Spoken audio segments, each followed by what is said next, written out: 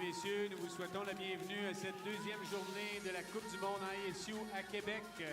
Coupe du Monde, la deuxième, la première depuis 32 ans, en fait, dans ce nouveau centre de glace Intact Assurance. Vous êtes très nombreux aujourd'hui.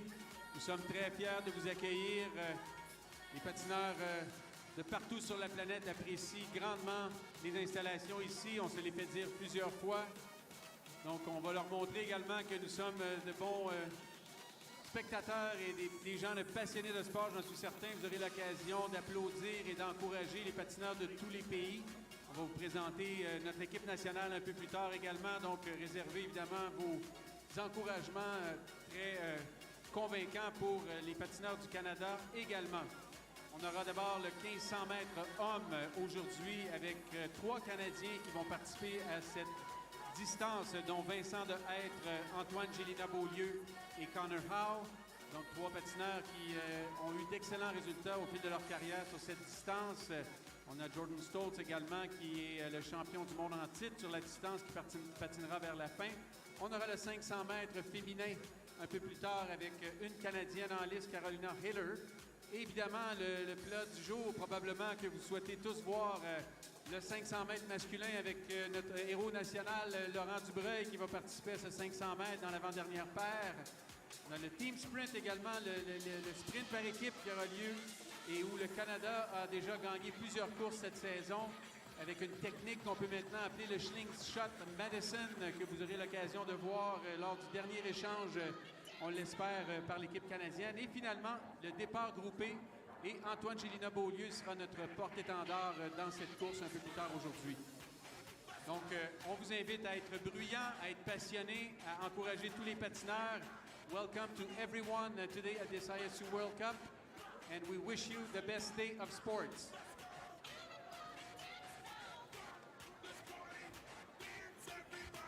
Donc, pour ceux qui peuvent voir l'écran central, on vous invite à regarder l'écran. On va vous présenter les patineurs de l'équipe nationale qui participent à cette Coupe du Monde à Québec.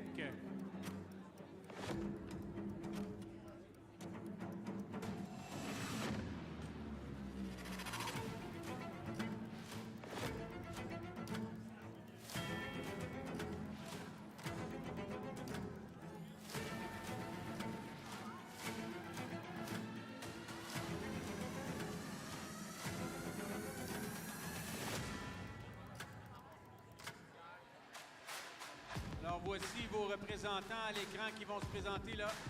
Les représentants du Canada pour cette Coupe du Monde en ISU à Québec. Vous allez les voir dans quelques secondes. Madison Pearman, qui a patiné ce matin au 500 mètres, qui va participer au team sprint cet après-midi.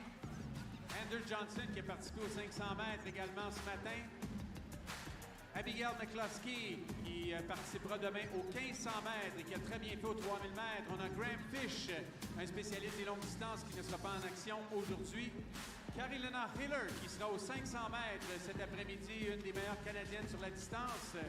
Connor Howe, un des meilleurs Canadiens au 1500 mètres cet après-midi dans la paire numéro 7.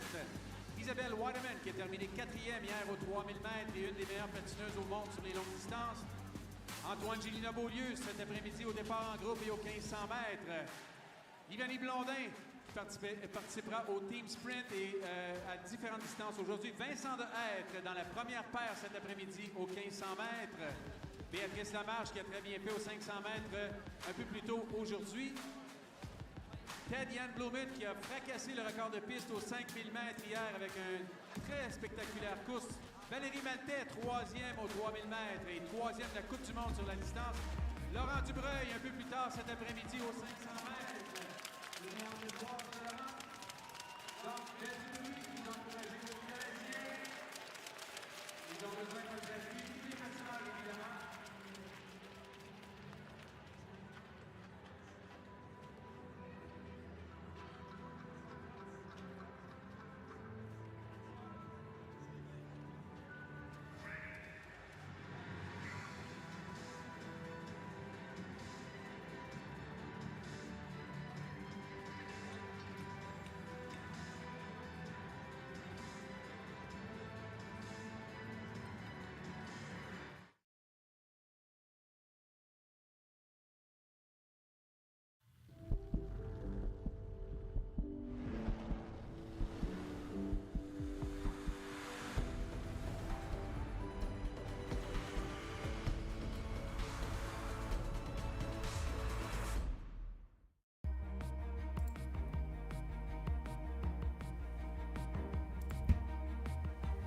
Welcome everyone to the second day of the sixth and final World Cup of the season. We're back here at the Centre de Glace Intact, the very new, just about 2.5 years old, covered ice rink in Quebec City, Canada. The ice rink itself is not necessarily that new. It's been around for a couple of decades, but the roof is new. And it's given a big boost to the skating here. About 30% of all the Canadian top skaters have this rink as their home rink. Which is not as much as Calgary, but considering Calgary has been the home rink of, well, pretty much all Canadian skaters for about 3-4 decades. The 30% that's right here, right now, is pretty good. Today, we will have 5 distances for you. We start with the men's 1500 meters, then the women's 500 meters, then the men's 500 meters, then the women's team sprint, and then the men's mass start. Tomorrow we'll have the exact same schedule, but the other way around. So everything that's for women now will be for men tomorrow, etc. Yesterday we saw 2000 meters and the 3000 meters for women, 5000 meters for women. The 1000 meters were won by Jordan Stoltz and Miho Takagi. Stoltz again, but Zongyang Ning won the final overall World Cup. Miho Takagi also won it. The 3000 meters, the final World Cup went to Ragnar Wiklund, but it was Irene Schouten who won this event. And the 5000 meters was won by Ted Jan Bloemen, and Davide Giotto won the World Cup, the overall World Cup. Now on to today. Can Jordan Stoltz do it again? So back in Salt Lake City last week, Jordan Stoltz won the 1000 meters on the first day. Then on the second day, he had a 1500 and a 500 in the same order as today. And he won both.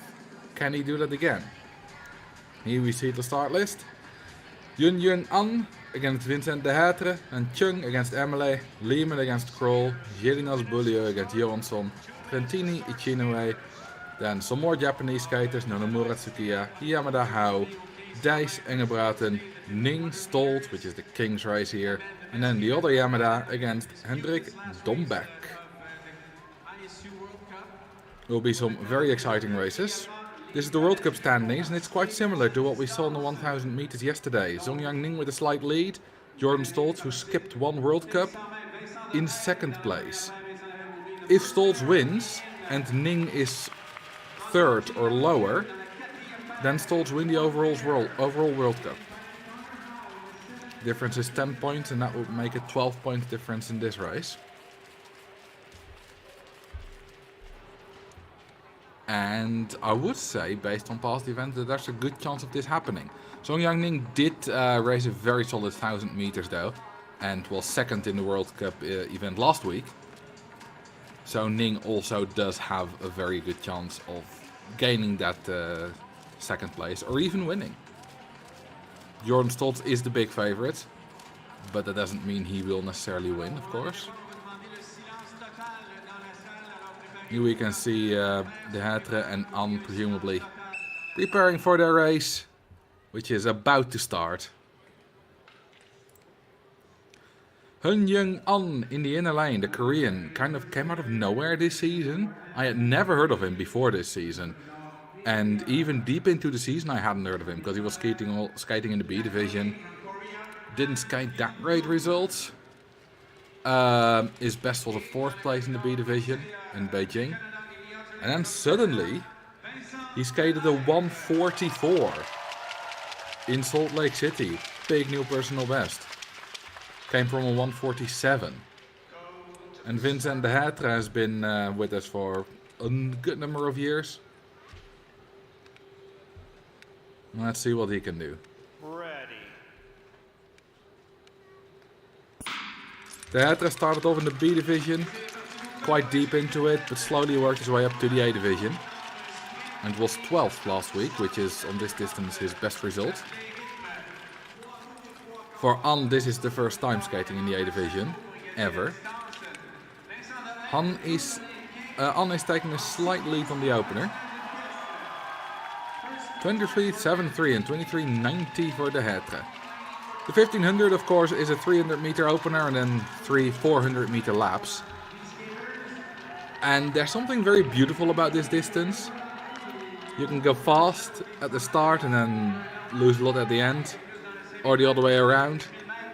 Some skaters are typical 1500 meter skaters who will skate a good first lap, good middle lap, good final lap, not particularly fast or slow anywhere. And I would say this 26.1, 26.3, those are decent laps. Yun Young An has his low altitude personal best, a 147 from earlier this season. I hope he'll be able to beat that. He should have a good shot at it. Vincent de Hetre skated a 145 a number of years ago. That is probably a bit out of reach for him. 27.7. Well, if he skates a final lap under 30 seconds, he'll get his low altitude personal best. We do have a track record as well, by the way. That's a 144.66 by Antoine Gienenas-Beaulieu. That is definitely out of reach for these skaters, but not for some. Ooh, Vincent de Hetre is still going to take this race. He's come back. Ooh, he doesn't. 147.76 for both. And I do see a 1 on An's name. So maybe in the thousands he's quicker. Either way, An didn't skate such a fantastic final lap and didn't quite reach his time from Beijing, unfortunately.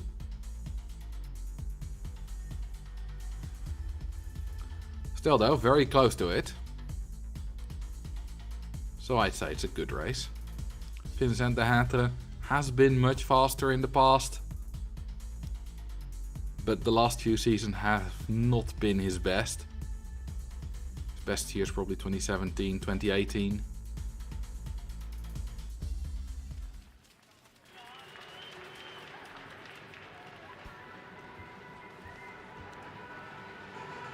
In the next pair, we'll see another Korean. And our first German skater.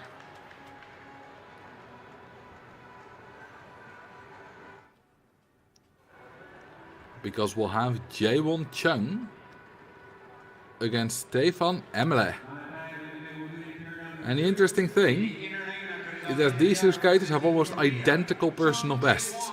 143.90 for Chung, 143.91 for Emele.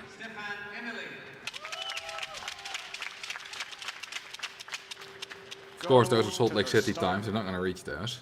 So if you look at low altitude, Emele has been over 1.5 seconds quicker. But that doesn't necessarily say anything here. Ready.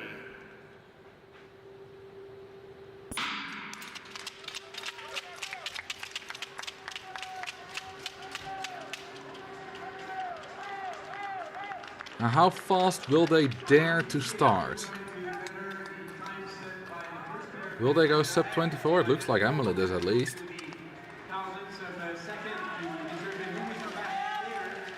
And will Chung do it? No, and neither will Emele. Just Chung, who is a little bit on the slow side. 24.4, 24.0 for Emele. That means that they will have to make up some time on those laps. Emele takes the lead now with a good turn there. Both skaters using the hands on their back.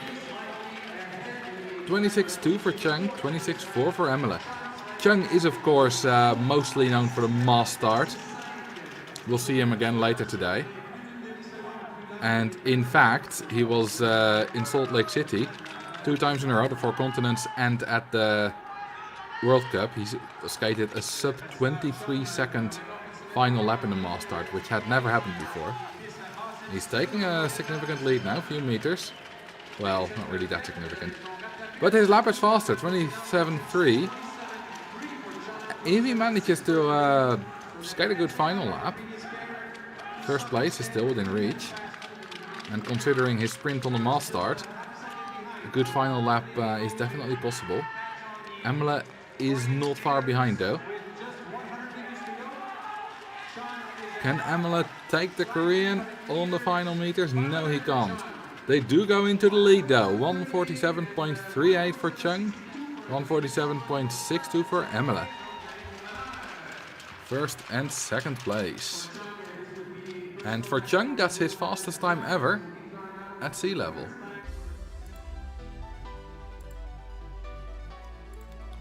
So I would say that's fairly promising for his mass start later today.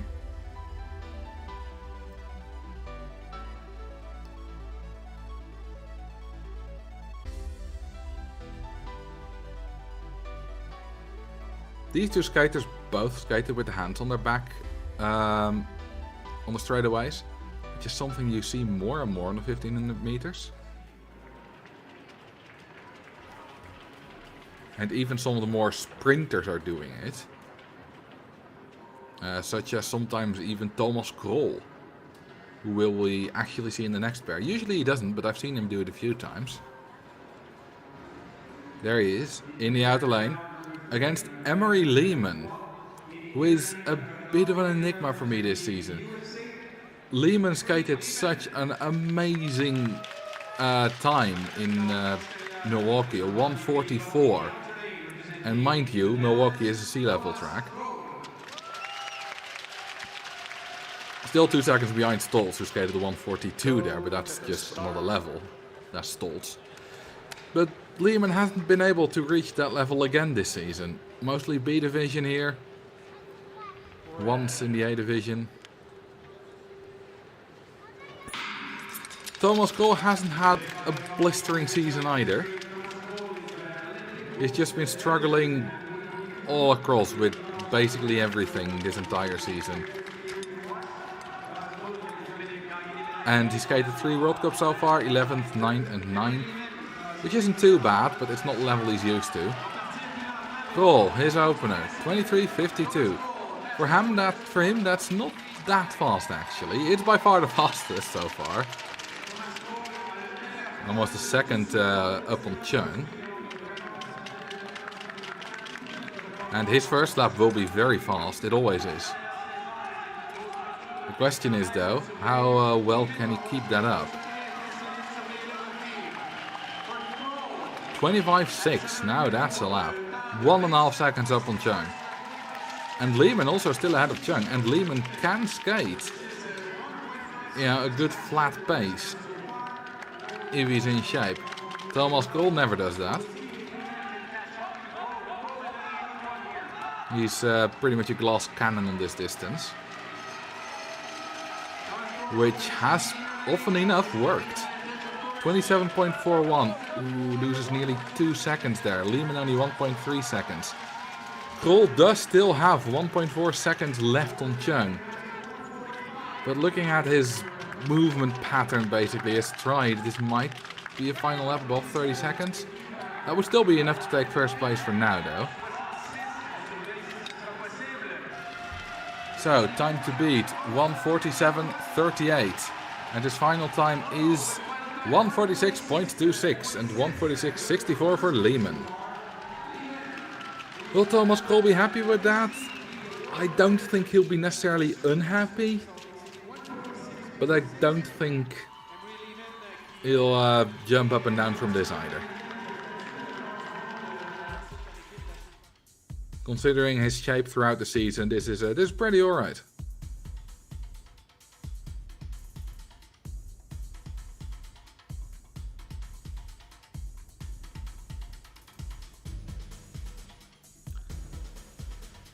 And for Lehman, his 1:46.64, yeah, that's pretty alright too.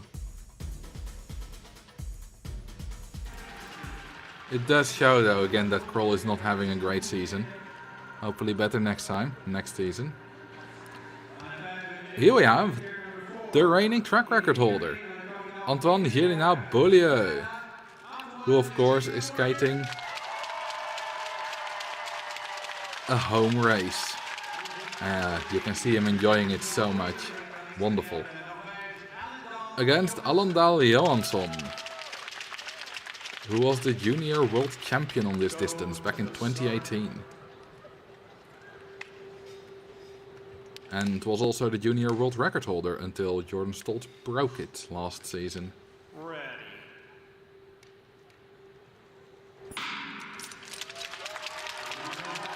Both of these skaters are not known for starting off particularly quickly, especially Johansson. Johansson we can expect an opener of about 25 seconds. Jelena Beaulieu perhaps slightly under 24. Maybe, around 24 I'd say. Now we have 23.91. Ooh, for Johansson this is one of his better ones this season, the 24.6 actually.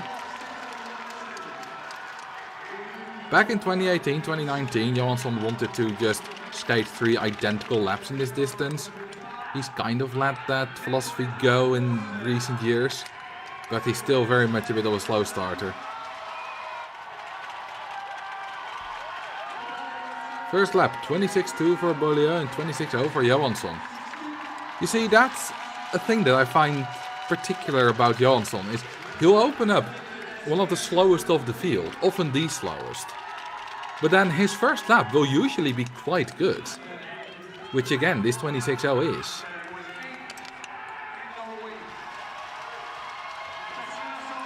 If he could just pick up that speed a little bit earlier, that would save him so much time.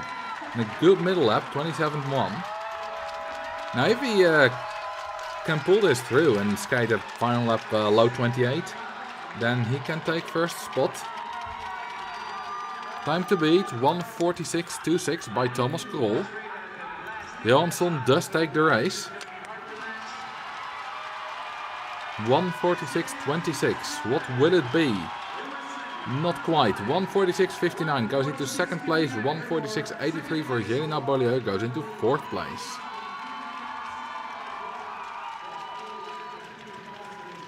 If only Johansson could accelerate a little bit quicker at the start. Because then you have, not only are you faster on the 300 meters, but you also take that, you also have a higher speed already then. So you take that speed into the first lap, then you can either skate a faster first lap or skate the same first lap without using as much energy.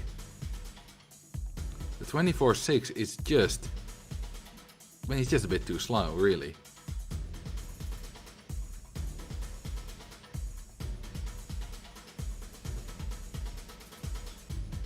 And he used to open a bit faster. He used to do, low 24. So I'm not sure what happened.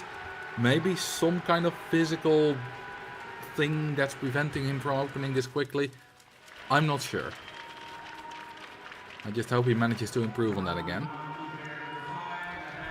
Here we have the new Italian national record holder. Well, shared national record holder actually.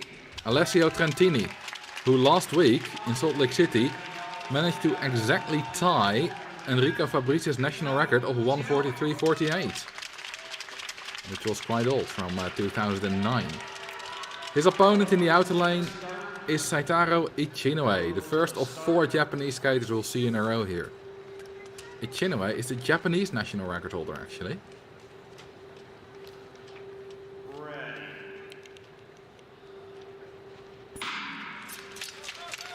Ichinue has skated top 5 so far this season twice. In the very first World Cup, a 4th place, and at the most recent one in Salt Lake, a 5th place. Trentini started off not so hot, for him quite good, but then he improved even more throughout the season and actually got 7th place last week, which is really good. 23.95 for Trentini, 24.30 for Ichinue. It's about what you can expect. Ichinue is more of a distance skater.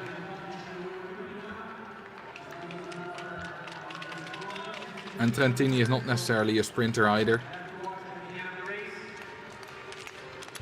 Trentini is a pure 1500 meter skater. 26.0 and 26.4 for Ichinue. This is quite promising for Trentini.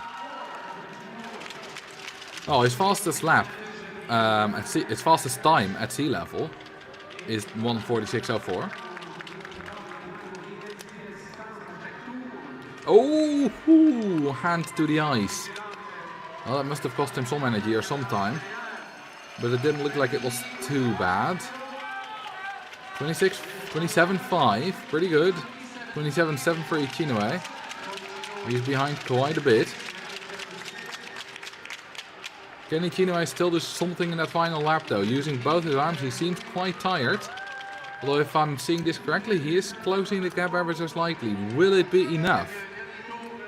His final 100 meters, that can be enough to take Trentini and win the race. And it looks like it indeed is. Final time 1:47.21 for Ichinue.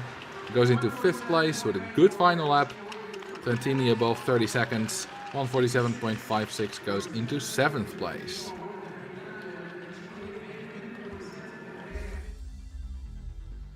Sometimes it's really hard to see whether a skater is tired or just giving it them all. And especially for Ichinue, that's for me at least a difficult thing to see. He looks tired quite quickly. But then suddenly it's like, well, there's a good final lap. He's got some speed left.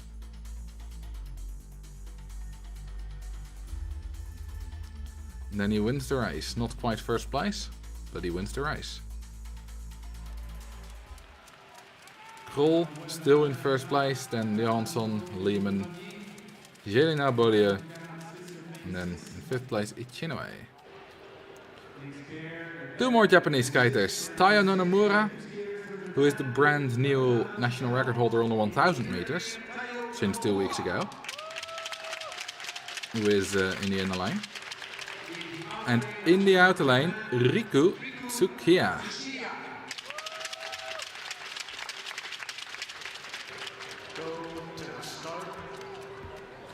Both of these skaters, personal best in the 143s.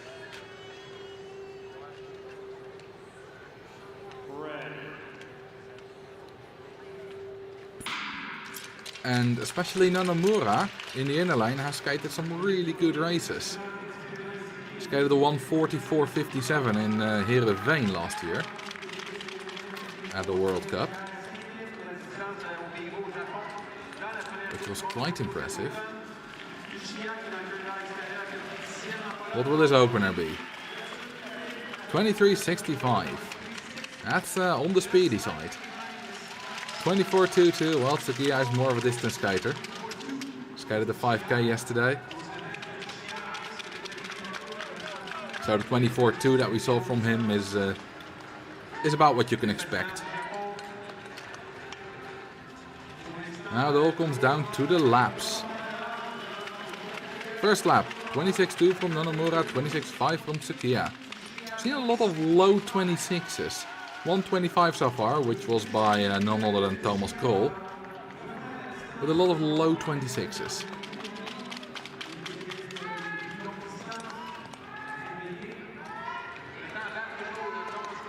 I do expect to see some more 25s though, in future pairs.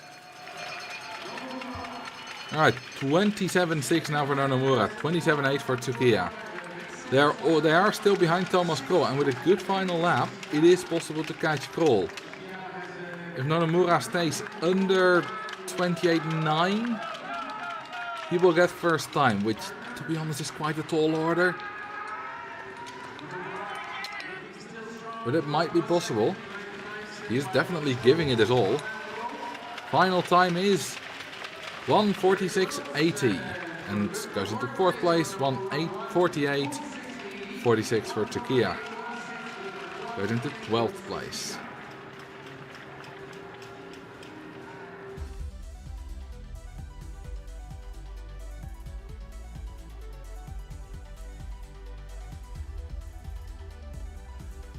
That was a nice race to see, and so far we have quite a few people close to each other in the ranks. 5 people in the 146, and then another 6 people in the 147. So no time yet that's miles above everyone else. But across the board, I'm seeing a good level here so far. And we still have 4 pairs to go. And here's the first of them. Masaya Yamada in the inner lane. And Connor Howe in the outer lane. Connor Howe badly wants to get the national record. National record of Canada's 1:42.01.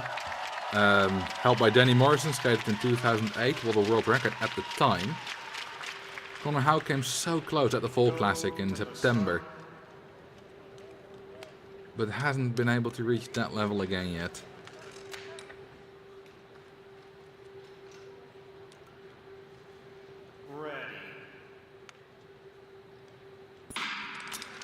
And Masaya Yamada, if you look at his past 4 results, you would expect him to, well, not do that well.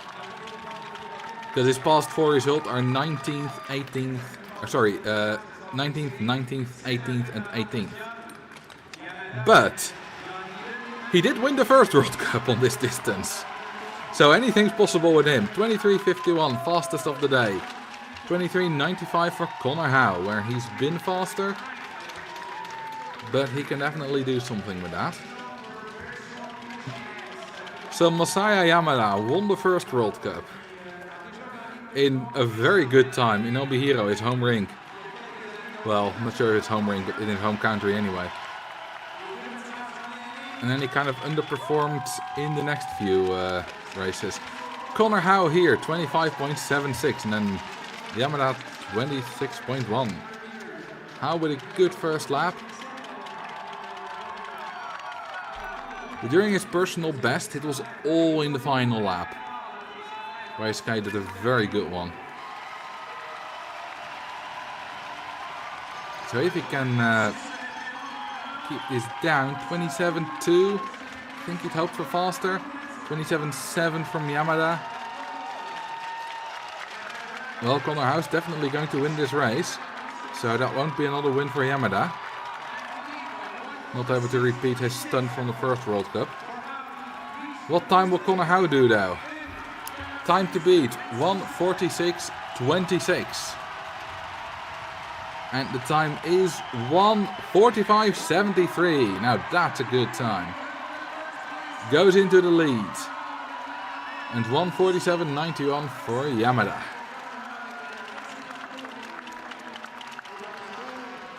I would wager this is one of the better races Connor Howe's shown us this season. Did have a good race as well last week. Almost on the podium.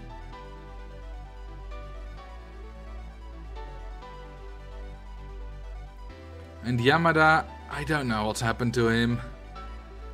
I really hope he can find what's wrong.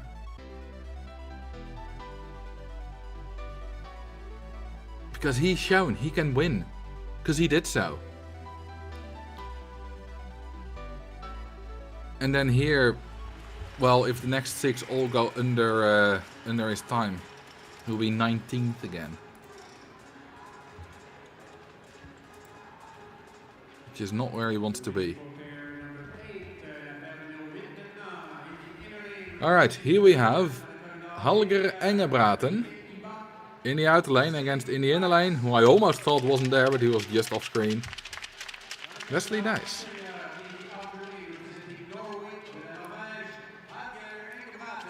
Wesley Dice actually won a World Cup, not this season, but he did win one the previous season on the 1500, kind of out of nowhere.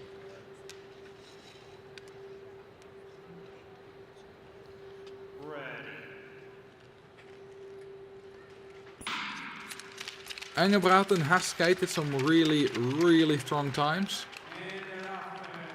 but the 5K is his better distance. He's won more on that.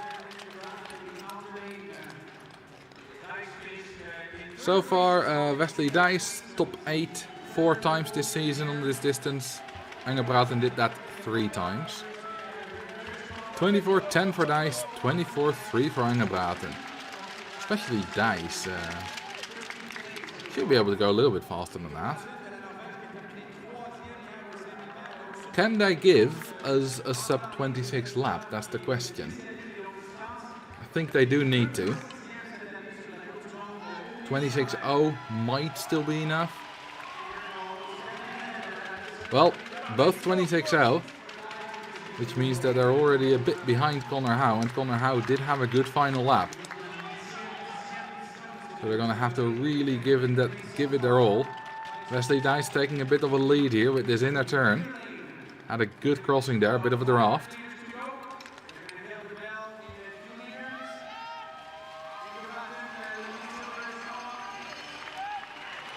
$1:17.20. Wesley Dice is actually gaining here on Connor Howe. And so is Engelbraten, of course. 27 over both. Still a bit behind. And Connor Howe had that good final lap. Engelbraten, being a 5K skater, can also skate a good final lap. And with this inner turn, he might still be able to beat Dice. And he's indeed is going to do that. Time to beat 1:45.73. Will he make it? He will not, but he does go under 1:46. 1:45.99 for Engelbraten and 1:46.25 for Dice. They're going to second and third place for now. Which means another top 8 spot for both of them. Although Dice will, even though he's still in third place for now, most likely not repeat his podium spot from last week.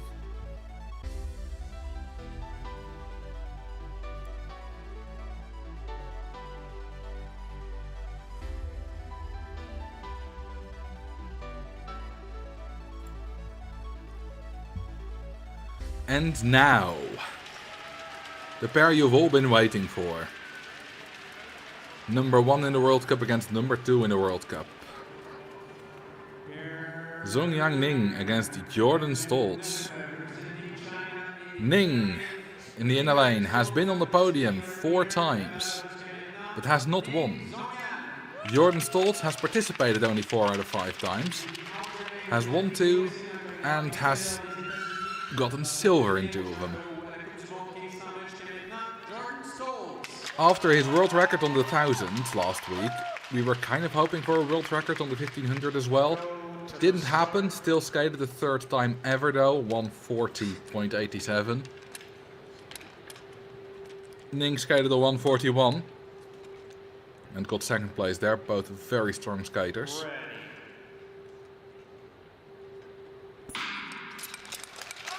Jordan Stoltz, what is he going to do? Is he going to open fast? Is he going to skate a fast final lap? He can do it all. He has skated the 1500 meters in so many different ways. And he is taking a lead over Ning. Looks like he might start off fast for once again. 23.23, now that's an opener. And 23.67 for Ning. This is going to be a phenomenal crossing for Stoltz. Look at that draft. He's taking a massive lead in this first lap.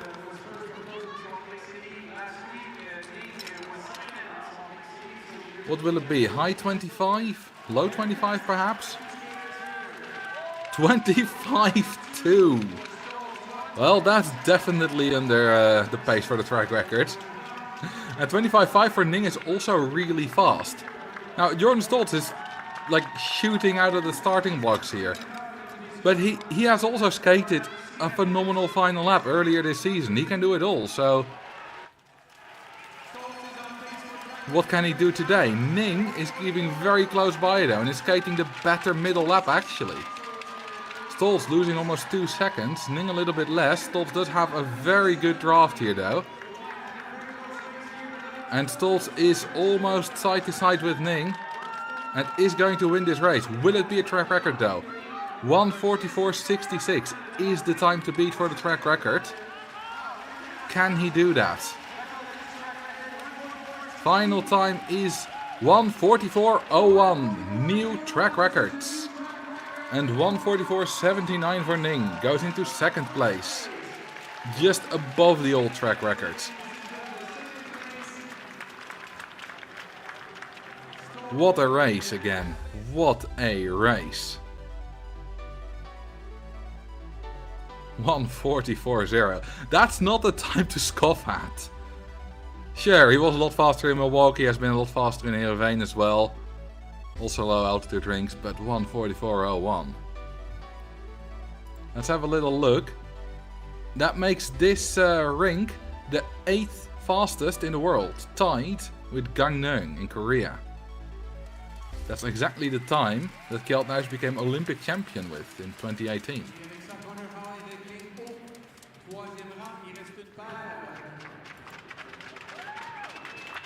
We have one more pair to go though. And they are the only ones, Kazuya Yamada and Hendrik Dombak, that are able to keep Zongyang Ning from winning this World Cup, the overall World Cup. They need to be faster than Ning, but slower than Stolz. The chances are not very high, if I'm honest. Both of these skaters have never done that. They have never skated Ning's time at sea level. But weirder things have happened.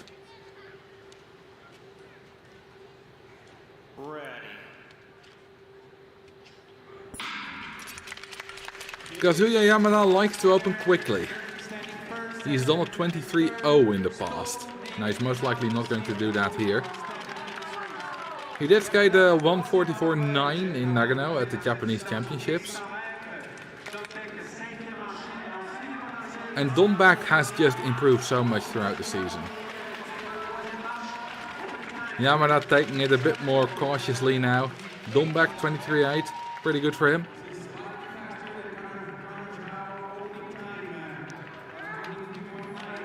And Dombak seems to be skating the faster opening lap here. Dombak's fastest time at sea level, 1:45.91. Let's see if he can get to that. 26.3, 26.5. Well, top 2 is definitely not going to happen for these skaters. Top 3 though. Connor Howe, 1:45.73. Let's see if that's possible. Connor Howe had a split time here of 1:16.91. And Yamada is now slightly in the lead. Okay, they're over a second behind Connor Howe with 27.7 for Yamada, 27.8 for Dombak. That's not going to happen. Now all they can hope for is perhaps a top 10 spot. It's gonna be tough though. Dombak does skate the better final lap. He has more left in the tank, wins the race. What will the time be? 1:47.02. And 1:47.96 for Yamada. Dombak goes into 11th place, Yamada into 19th place. And Connor Howe is on the podium. Very nice, of course, a Canadian on the podium in Canada. Zongyang Ning, 2nd place, which is enough to win the overall World Cup.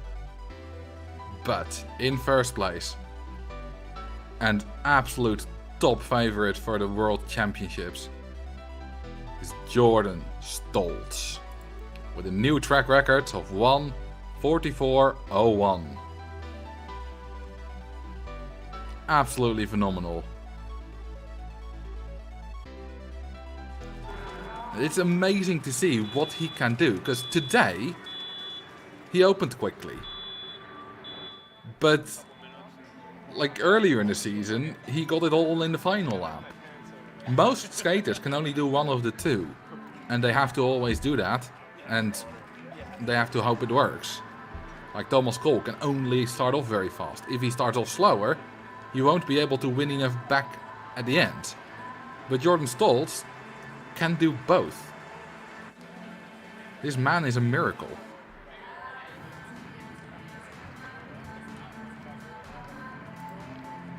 It's only a matter of time until he gets the world record, skates the first sub 1:40 time.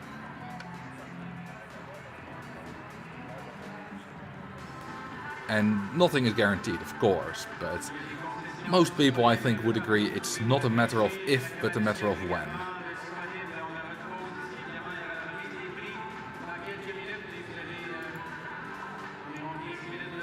Then again, he is the top favorite for the World Championships. But Zongyang Ning is, we shouldn't count him out quite yet. There's also Kjeld Nuis, of course, who isn't here because of a neck injury. which he got last week, which isn't necessarily too bad. But he does want to absolutely take no risks, and believe it's still playing him a little bit apart, so he's not here this week. Final results: Jordan Stoltz 144.01 track records, then Zhong Yang-Ning, Connor Howe, then Engebraten, Dijs and Cole. I think Cole should be quite happy with the 6th place. It's his best of the season. Dijs good again as well. Then Johansson, Lehman. Well, it's definitely Lehman's best result of the season. And on the second page, Dom Beck, Chinoe, Chung, Tantini, Emile, An, De Hetre, and at the very end, 3 Japanese skaters, Yamada, and Tsukiya. So we did see 5 Japanese skaters in the A division today, but unfortunately they didn't all do that well. And here we see the final World Cup standings. Zhong Yang-Ning wins the World Cup, Jordan Stoltz 2nd, and Wesley Dijs, with his 5th place here, does manage to take 3rd place in the overall World Cup. Very well done. I did not expect. I don't think he expected to be the best Dutch skater of the season. At least in the World Cup. It does of course matter that he skated them all, while others have skipped 1 or even more. But still, it's nothing to scoff at.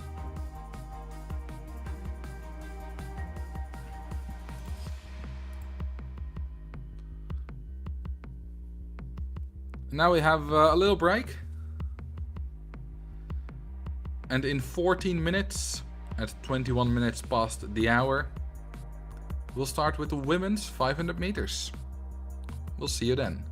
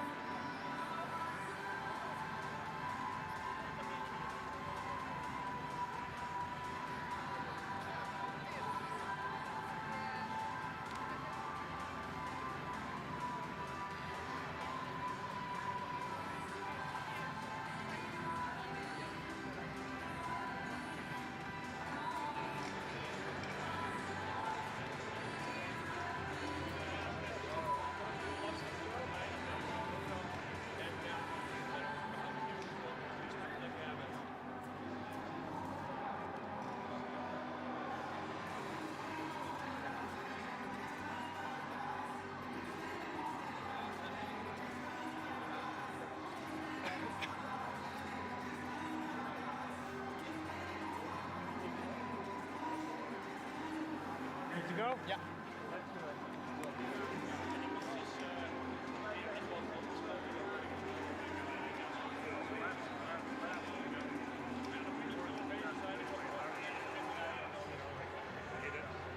When you're doing the going to that corner, obviously it's done, but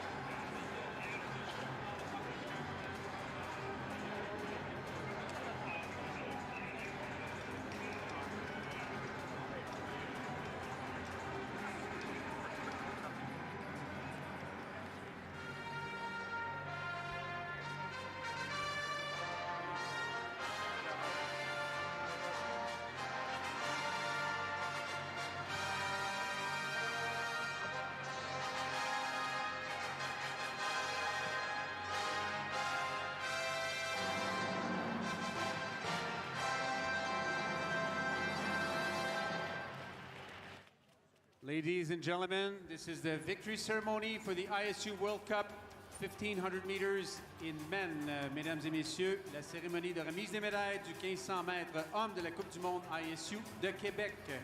The ISU delegate, Mr. Albert Ezelhoff, will be presenting the medals. Monsieur Albert Ezelhoff présentera les médailles et le souvenir sera présenté par Monsieur Brindamour. The gift will be presented by Monsieur Brindamour de Intac Assurance. Bronze medalist representing Canada. Médaillé de bronze représentant le Canada, Connor Howe.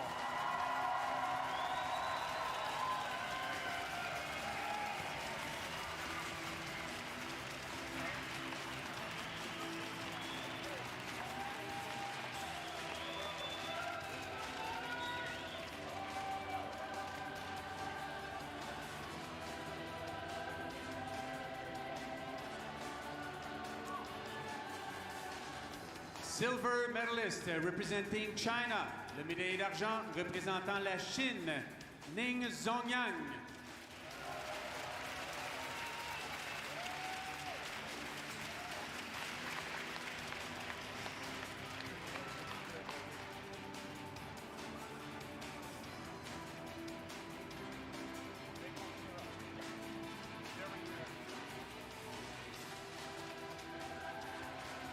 And the gold medalist and winner of this 1500 meters representing the USA with a track record of 1:44.01. Médaillé d'or et gagnant du 1500 mètres représentant les États-Unis avec un record de piste de 1:44.01, Jordan Stoltz.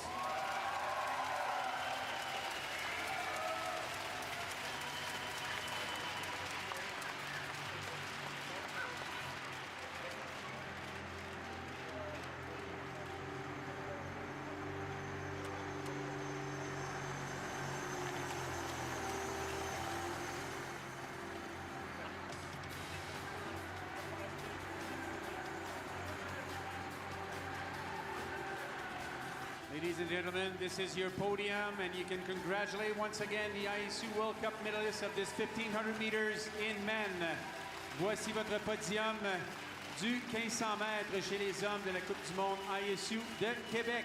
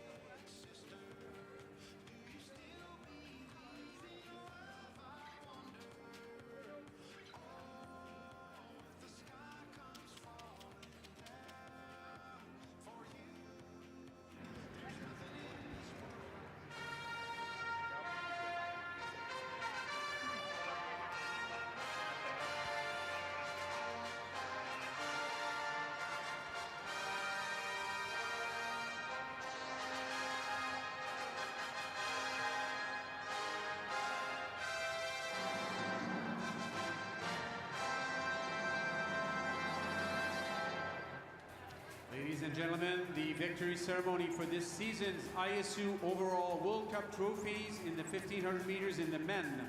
Mesdames et messieurs, la cérémonie de remise des trophées du 1500 mètres masculin de la Coupe du Monde ISU 2023-2024. The ISU delegate, Mr. Albert Hazelhoff, will be presenting the trophies. Les trophées seront présentés par le délégué de l'ISU, Mr. Albert Hazelhoff. In third place overall, representing the Netherlands, en troisième place du classement cumulatif, représentant les Pays-Bas, Wesley Dice.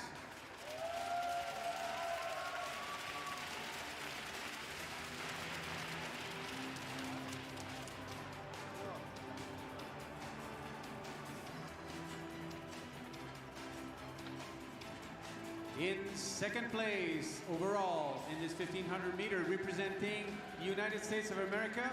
En deuxième place du classement cumulatif, représentant les États-Unis, Jordan Stoltz.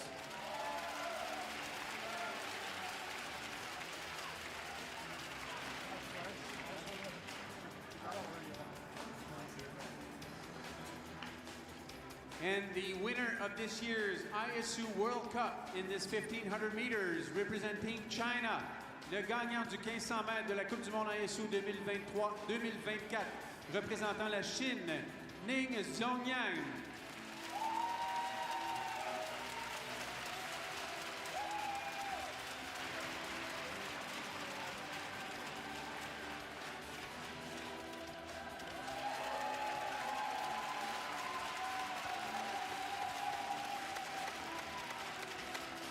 Ladies and gentlemen, this is once again your podium of the men's 2023-2024 ISU World Cup classification in the 1500 meters. Mesdames et messieurs, votre podium du 1500 mètres homme de la Coupe du Monde ISU 2023-2024. How are you going to bring them all? I don't know. Extra bag? Yeah, so maybe no, oversized luggage. Huh? Oversized. Fantastic. Oh, yeah.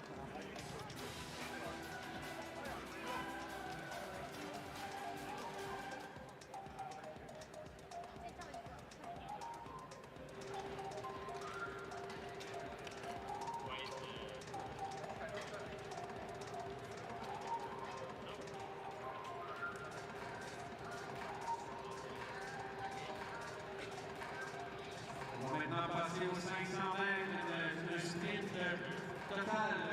D'abord les femmes et ensuite les hommes. Chez les femmes, nous avons une Canadienne qui participera à cette course de plusieurs passeuses de très haut calibre. In a few minutes we'll start with the women's 500 meters, the first one of this weekend. We have the pairs Ripsrud, Vreivelt, Baran, Perger, Bosjak, Yamane, Warren, Voskamp, Nayan Lee, world record holder for juniors, against Hiller.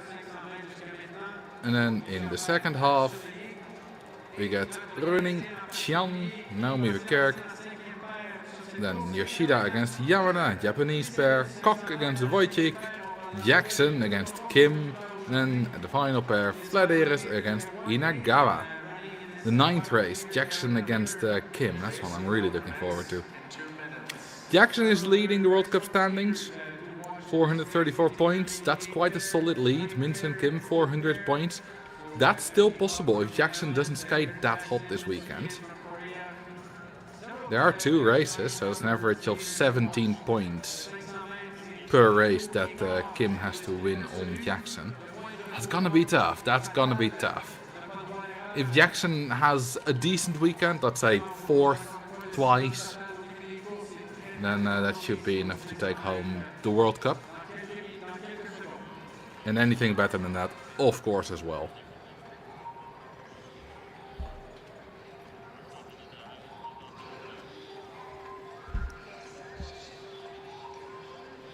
We got some very nice pairs coming up, and looking at the times that have been skated, this looks to be the fastest sea level track we've been at this season.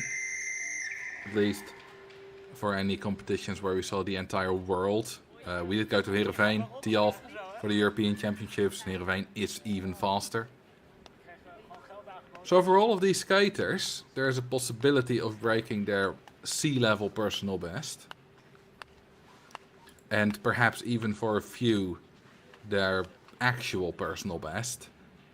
Most of these did go to Salt Lake City last week, though.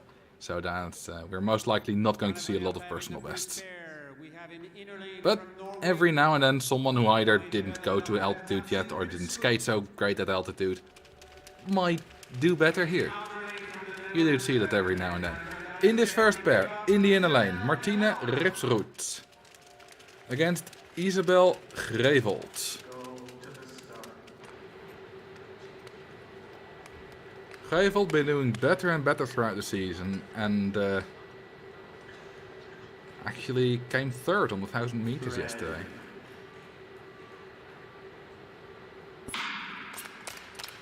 What can you expect for the openers? Well, 10.3 is really fast, 10.5, 10.6 usually about average, 10.8 a little bit on the slow side.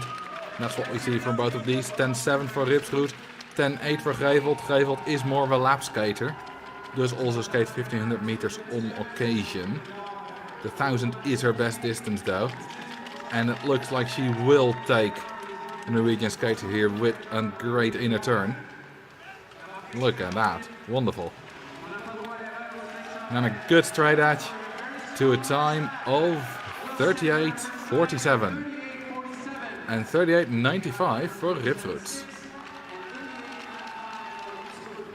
That's a good time to start at, although I do think she'd hoped for a little bit more. She's been quite a bit faster in Heerenveen already. And who we just saw there was, I believe, Jeremy Waterspoon, the coach of the Norwegian sprint team.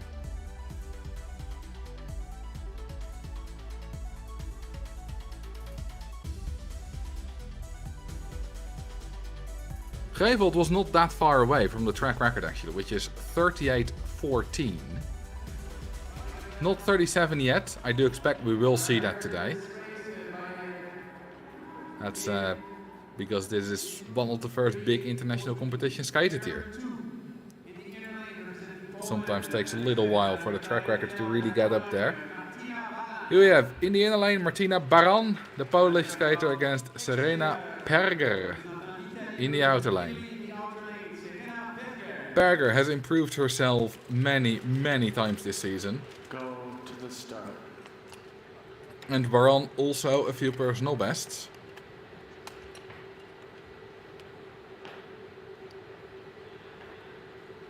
Ready. Both of these skaters have hung out kind of on the edge of B and A division throughout the season. So it's good to see them here in the A division again. 10.72 for Perger and 10.89 for Baran. Perger, fastest opener so far of everyone. And with a good draft, she can perhaps get a good lap here. And maybe challenge her 38.44 fastest sea level time. Good turn there. It all depends on this final straightaway. And final time 38.58. Good time, good time. And 39.12 for Baran is also not far above what she's done this season.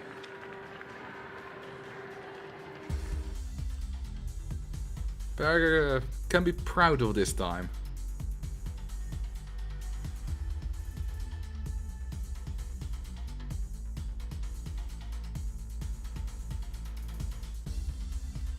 It's really good to see an Italian female sprinter come up again, because there are not many of those. And she's been close to national records. Still held by Chiara Simeonato from nearly 20 years ago.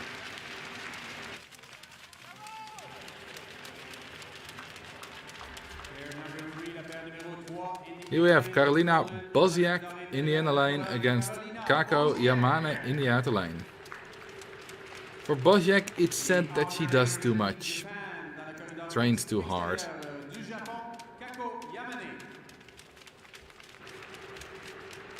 So a lot of people say if she would just do a little bit less, she might skate faster times. She's had quite a decent season though.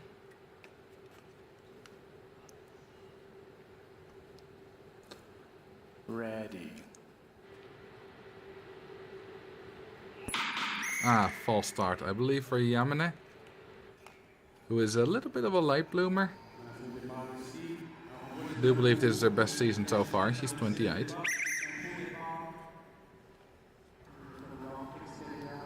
That's still, yeah, got quite a few years left to improve, and she does indeed get a false start.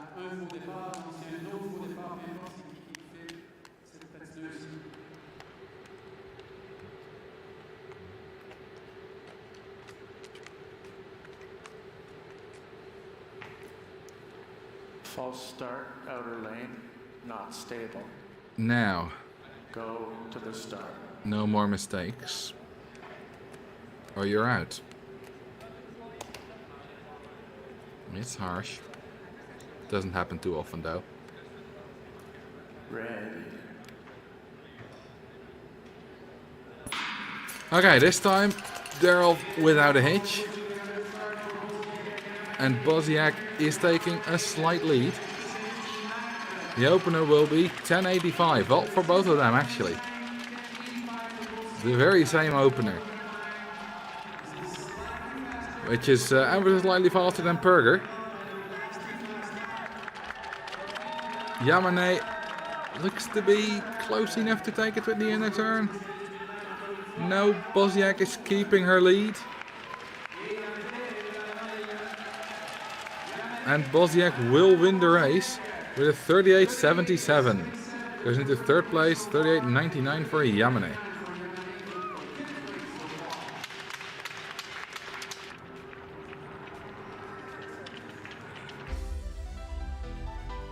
That's especially for Boziak.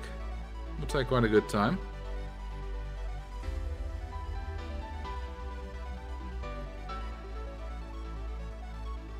And it's to hope for them that is good enough to stay in the A division for the last race of the season in the World Cup, which is tomorrow.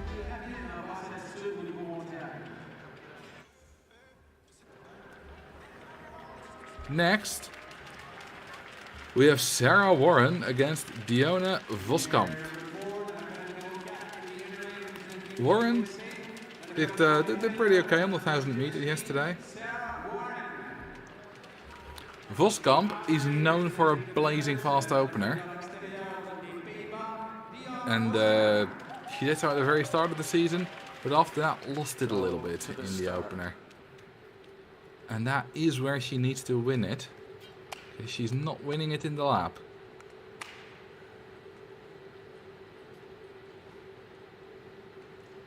Ready.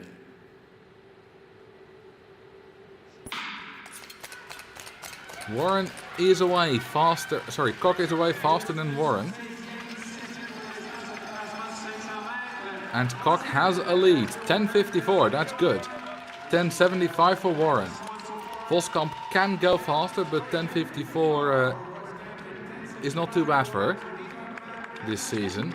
Has a good draft there. Is already next to Warren. Takes it with the inner turn here. Good turn.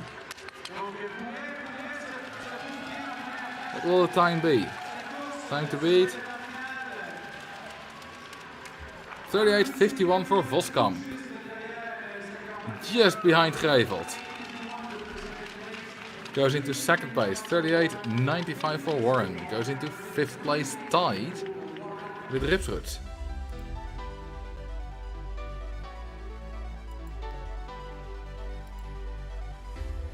So far, two Dutch skaters in 1 and 2. Isabel Grevelt still in the lead from the very first pair.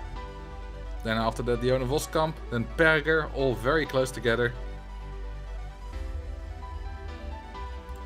Now though, we're getting someone who could beat that. There's a good chance of beating it, I would say.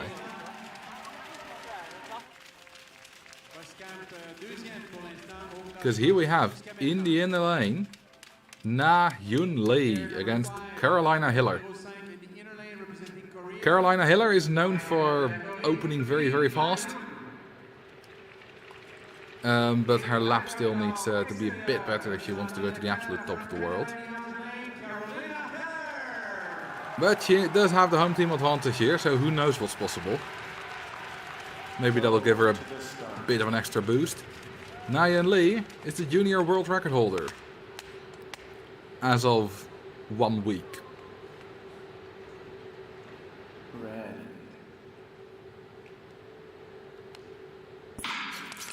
Hiller was away better, has a better start. Lee usually about 10-5, 10-6. Hiller 10-4. 10-5 for Hiller, 10-7 for Lee. The low altitude junior world record is 37.66. I think that's a bit out of reach for Hiller. Sorry, for Lee. But beating Greivold's 38.47 is definitely possible. Hiller comes through on the inner turn though. And the Canadian is going to win this race with 38.62. Goes into 4th place. 38.72 for Lee. Goes into 5th place.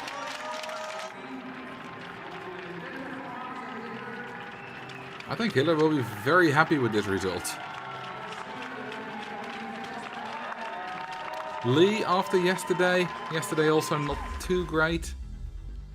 Maybe the season has been a bit long for her.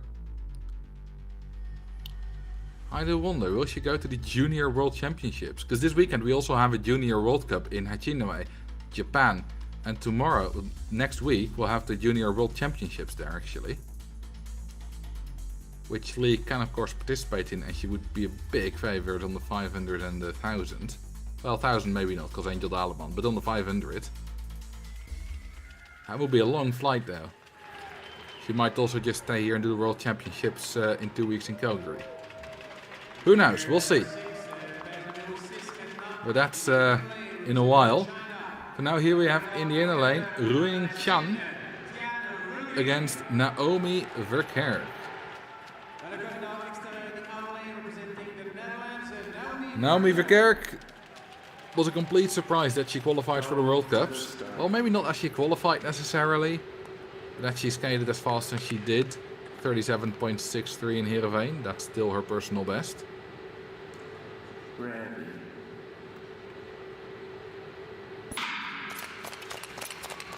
And Ruining Chuan is one of the fastest Chinese skaters ever. And 2 years ago was able to lay down blazing openers. And this 10.57 is not too shabby either. 10.86 for Verkerk. Should ideally be a little bit faster. Verkerk does skate a good crossing though.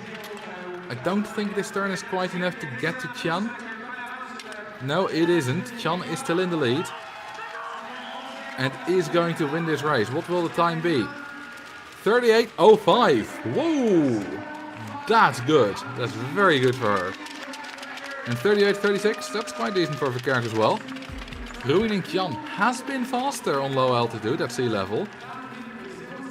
But only 700ths of a second. So this is one of her best sea level times ever, the 38.05. And definitely her best of the season.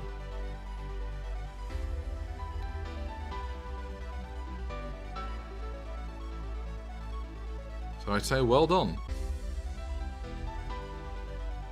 And it's actually a track record. Now that will likely be broken again, of course. But it is a track record for now. Takes it from Minson Kim. The 38.14 has been broken.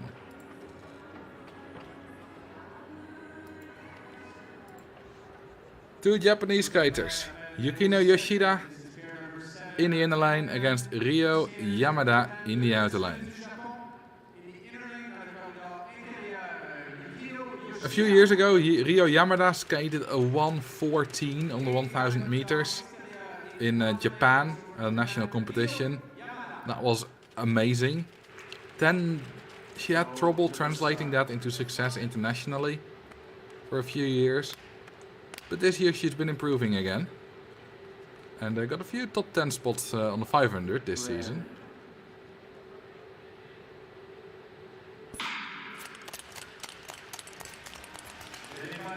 And Yoshida in Obihiro, very surprisingly, skated under 38 seconds for the first time, the first World Cup of the season.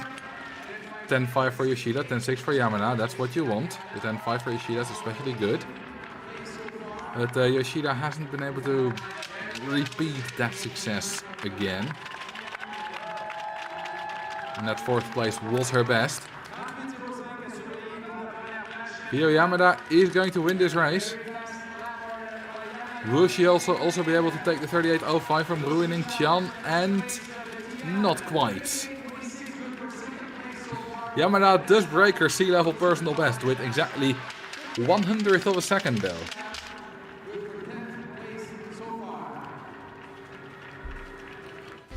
So it's a success either way. Of course, you always hope for better.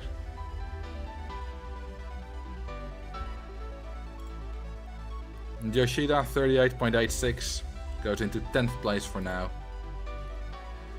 Nearly a second slower than what she did in Obihiro.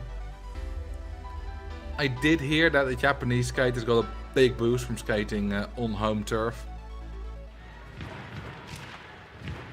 And you can see that in these results as well. And you can also see that with the Canadians here. The Canadians are doing better at this World Cup than, well, anywhere throughout the entire season.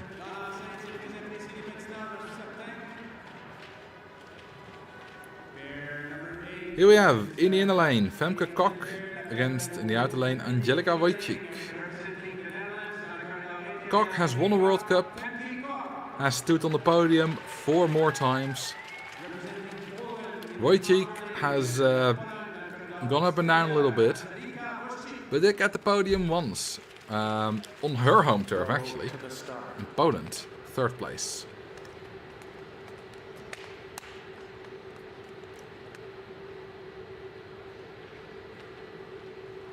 Ready. Both of these skaters known for incredibly fast openers. They've kind of lost that a little bit this season. Femke Kok, can she do 10.3, 10.4? Yeah, 10.55. 10.69 for Wojcik. Kok is the entire season trying to improve that opener, and Wojcik has done a 10.2 and a bunch of 10.3s in the past, 2 years ago. I think she's also trying to improve that. Kok does skate a good crossing though. Will she be able to skate the first sub 38 time here on this track? And her time is 37.70, which is, of course, a new track record. And 38.94 for Wojcik. Not another podium for her. And that 27.15 from Kok is also the fastest lap ever skated on this rink. So a good time for Kok. And that could definitely be enough for the podium. Perhaps even for the win. We do have 2 more pairs coming up though. With the next pair especially. Some fireworks.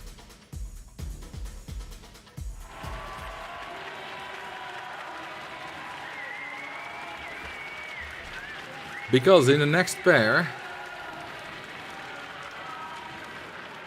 we have Erin Jackson in the inner against Min-Sun Kim in the outer. Jackson won 4 World Cups so far this season. Min-Sun Kim won 2. And Kim won only 5 of 6 last season, which was incredible. So if we look at the overall World Cup, Jackson is 34 points ahead of Kim. And I would say, you know, if Jackson wins here, then she's pretty much guaranteed to win the overall World Cup. Unless she gets disqualified tomorrow or something. But no one hopes that. Jackson's down start. Ready. And she's off. Jackson last week skated the fastest American opener ever with 10.31. Can she go 10.2? 10.46. Ooh, Kim 10.41. That is Kim's fastest opener ever. And Kim now gets a really good draft. And with a good lap, she can definitely take this pair. And she will be doing. Lee's taking this pair. Will she beat Cox 37.70? And a good turn there. This looks very, very promising. And the final time is 37.69, 100 faster than Femke Kok. Jackson though, 38.36. She has to watch out now. Jackson was in very good shape in Salt Lake last week and the week prior. And the 4 continents. Is though not quite of the same level. In fact, she's 5th place right now. That's already her worst result of the World Cup season. So I still hope for her that she can do better tomorrow. Otherwise she might lose that World Cup victory. Especially if also one of the next two go under Jackson's time. If they go in between Kim and Jackson.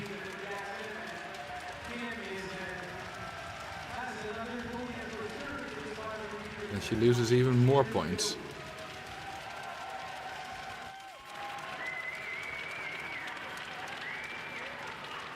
So yeah, we do have one more pair to go. Which is Marit Vladeris against Kurumi Inegawa. 2 young skaters, just 22 and 24. Vladeris top 10 on every single race this season and also skated all of them. Go to the start. Inegawa top 10 of 4 out of the 8 races we've seen. And she actually got 6th all those 4 times. It's very consistent. That was false from Vladeris. There was some movement there.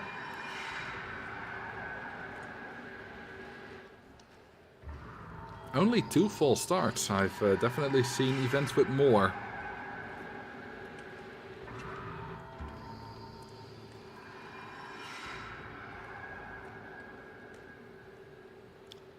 False start, inner lane, not stable.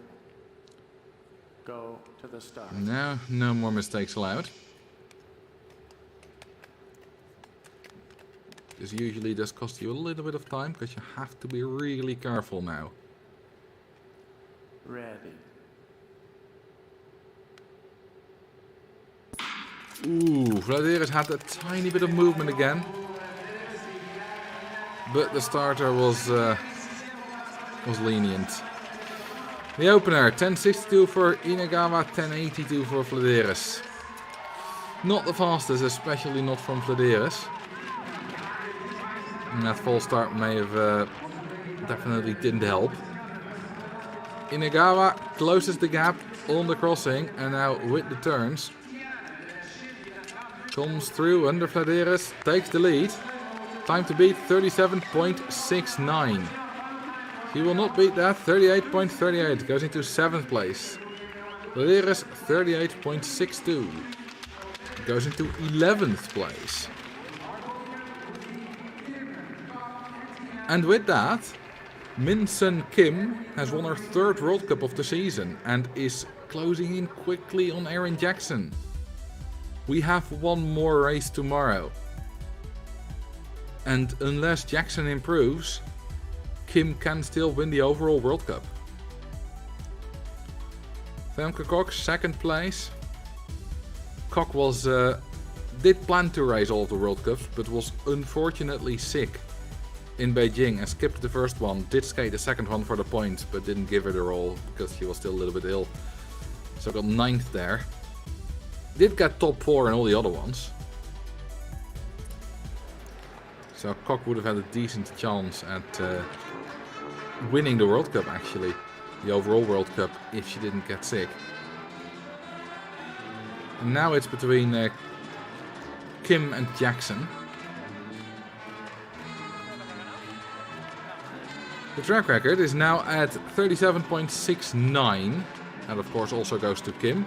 She already had it, then lost it to Tian and Kok, and now has it back.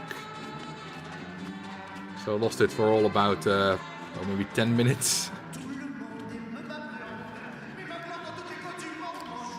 Tomorrow there's another one. And quite frequently it goes faster the second one in a weekend.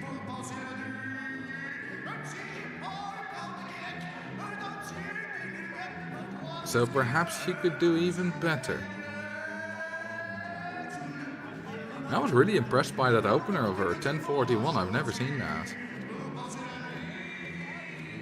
She's never opened under 10:4 yet. Usually all the 1500 meters skaters doing a cooling down.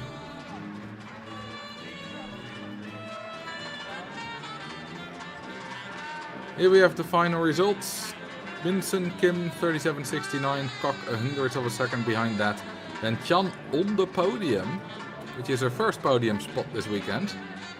Rio Yamada, 4th place, also her best result of the season.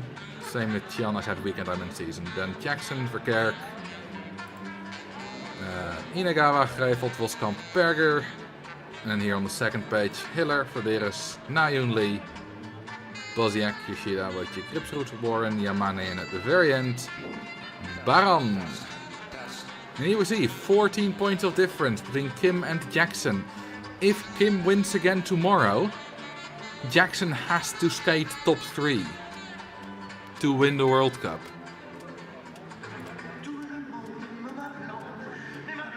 If Kim gets second place tomorrow, then Jackson has to skate top 5. Which she did today.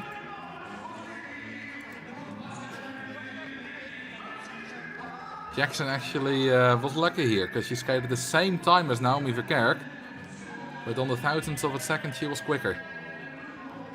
Because she gets 5th place.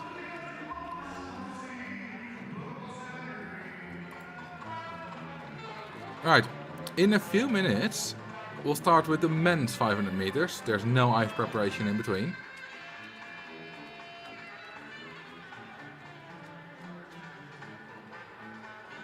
That's gonna be a hell of a race as well.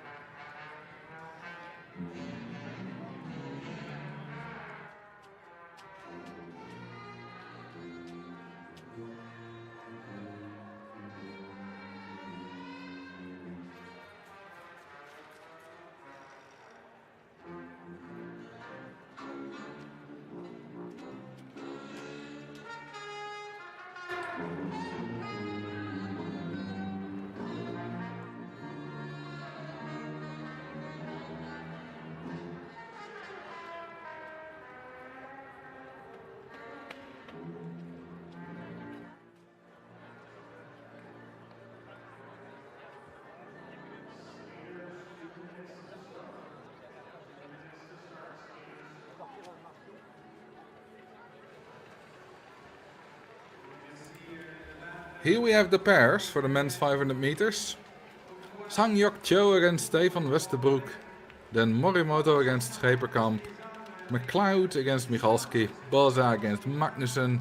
Nearly up the Spaniard against Lorenzen, the ex-Olympic champion. Botman against Kania. Jordan Stolz, who just won the 1500 meters, against Yamamoto. Murakami, Chirac, Morishige. Laurent Debruyne, the home favorite.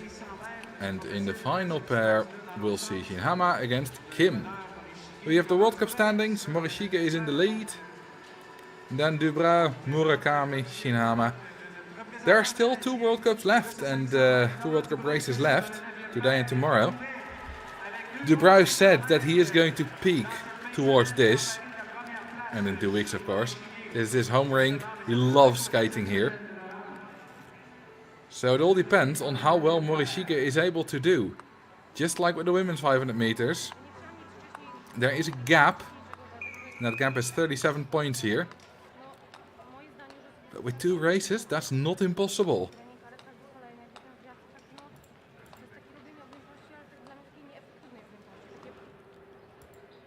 So very looking forward to Dubruy's race. Dubruy also holds the track record actually, which as opposed to the women is very, very fast. 34.37, making it the 9th fastest track in the world on this distance. That's for later though. Now we have the first pair, Sang-Yak Cho against Stefan Westerbroek.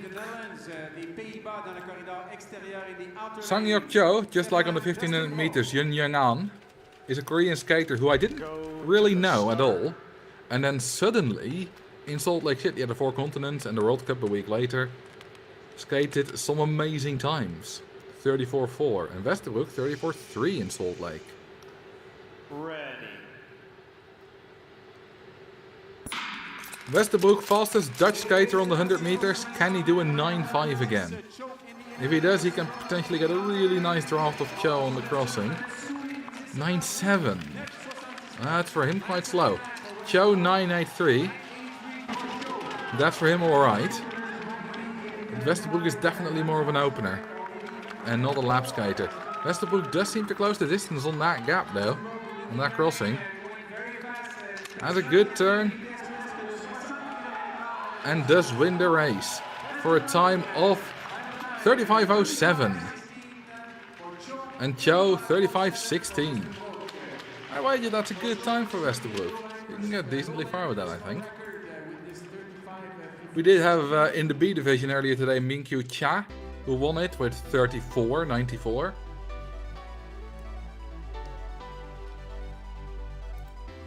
And then Leave and Volstay also skated low in the 35. And if they will all skate again tomorrow, we'll see that top 3 in the A division.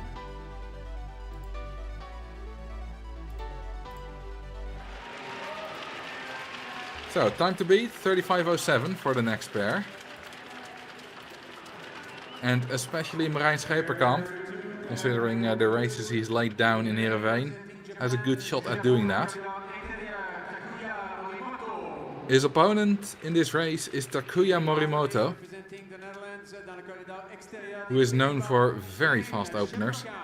Has opened 9.45. I think that was 2 years ago he did that.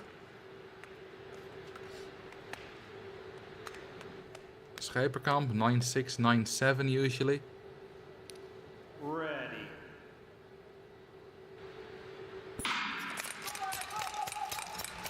Both skaters have not reached the podium yet this season. Well, Morimoto definitely has the faster opener, as expected. 9.68 for Morimoto, 9.8 for Scheperkamp. Now usually Scheperkamp would be able to close that distance in the lap. And yeah, you can definitely see that here. It's already closing the gap significantly so. Can he hold that turn? A little bit of trouble there. But just about keeps it. And his final time is 35.21. 35.44 from Morimoto. I don't think he's entirely happy with that. Scheperkamp did miss the qualification for the World Championships actually.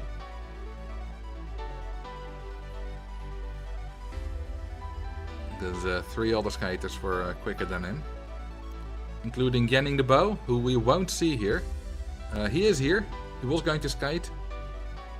But yesterday he got sick, unfortunately. Did not skate the 1000 meter and I think will not skate the entire weekend.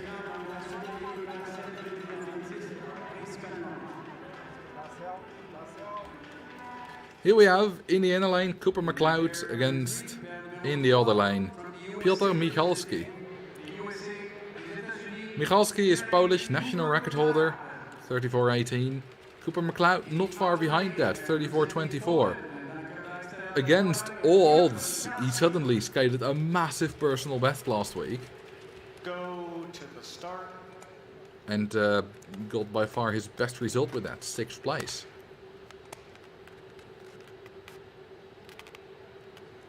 Ready. Both of these skaters are not necessarily the fastest over the 100 meters. Michalski looks to be taking a slight lead here. 9.69 for Michalski, that's very good. Cooper McLeod 9.9, that's about what you can expect from him. Michalski gets a really nice draft here. Has almost closed the gap, sets up that turn nicely. Can he hold it though? He can. Good turn.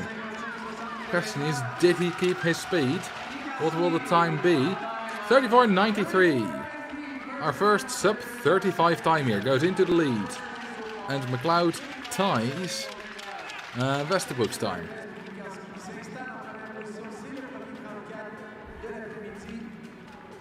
On a lot of other rinks, we have the speed indicators. But I suppose this rink here in Quebec doesn't have those. So it's a bit more difficult to judge their speed going through those turns and whether it was a good turn or not. Because just from their movement, it's sometimes really difficult to see how fast they're going. But if you have that speed, you can just see whether they're going 57, 58, maybe even 60. So that makes it a bit more difficult for us commentators to see what's going on. We don't have that extra data. Next pair then. David Boza against Björn Magnussen.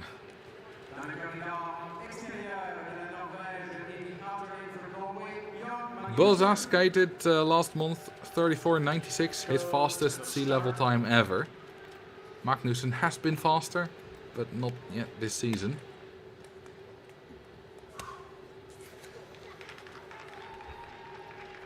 Both of these consistently in the A division.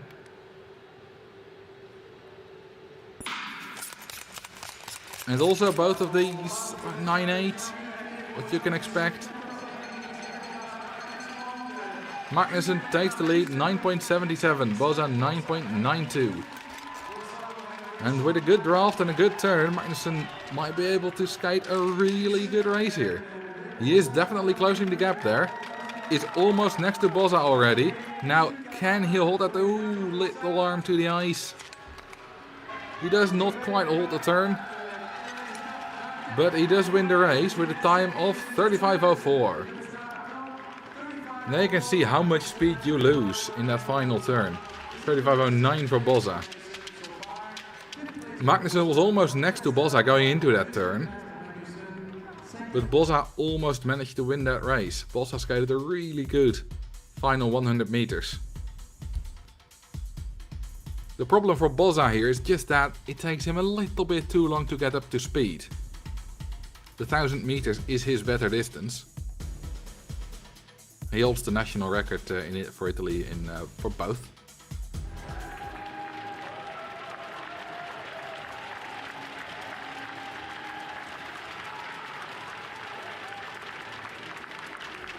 So far, still in the lead, Piotr Michalski with the only sub 35 time with 34.93.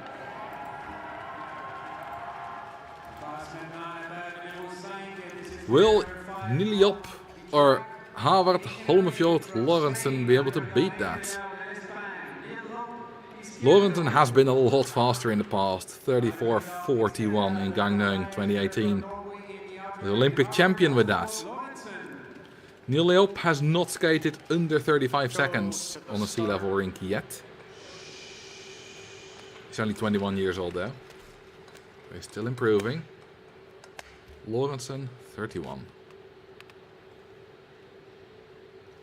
Ready. And good start from Job. Job does take the lead. Just to be expected. Lorentzen is definitely not a good starter. Although Lorentzen did win some back on that second 50 meters, because the difference is very small here. 9.98 for Neil Job, 9.99 for Lorentzen. Not quite the good start from Job as I expected. For Lorentzen, 9.99 is pretty good. He hits the pylon there, and he manages to hold the turn. What time will Lorentzen give us? A sub 35 will be able to go into the lead? Not quite, 35.19. Neil Job, 35.63.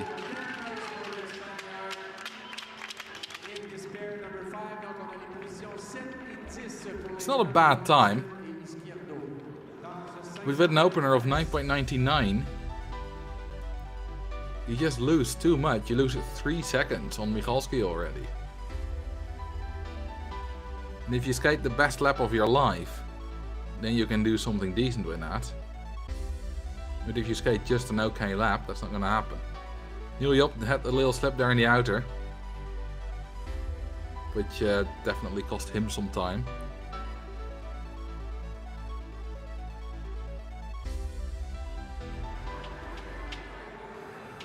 And the 35.6 is not what he wants to see.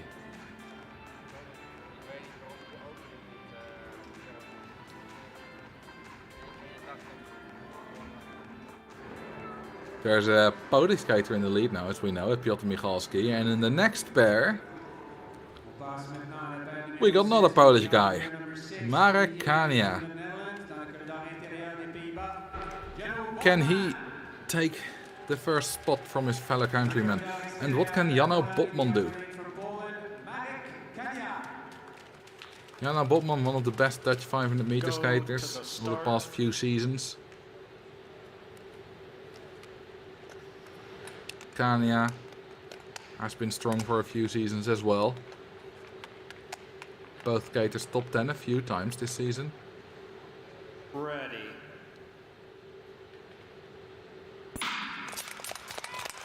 Botman would usually be a little bit faster on the opener than Kania. And here 9.76 for Botman, 9.78 for Kania. Then you lose a little bit on Michalski. But with that lap, and Kania can skate a good lap, has closed a little bit of that distance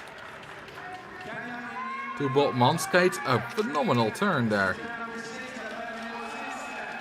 Does he go into the lead? 34.93. Yes, he does! 34.72. And Botman also beats it. Goes into second place. 34.89. Kania is and should indeed be very happy with that. 34.72. That's almost his fastest sea level time ever. Less than a tenth behind it. And for Botman, 34.89, that's a very good time too.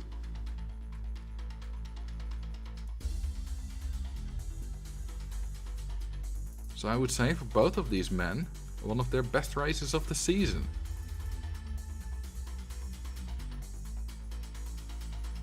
And you love to see the Polish sprinters do well. They did really well 2 years ago. Then last year they slipped away. And this year they've been climbing back up a little bit. Now though, Jordan Stoltz against Yuda Yamamoto. Can he do it again? Can he again win the 1000, the 1500, and then later on the same day as the 1500 also the 500? He did it last week.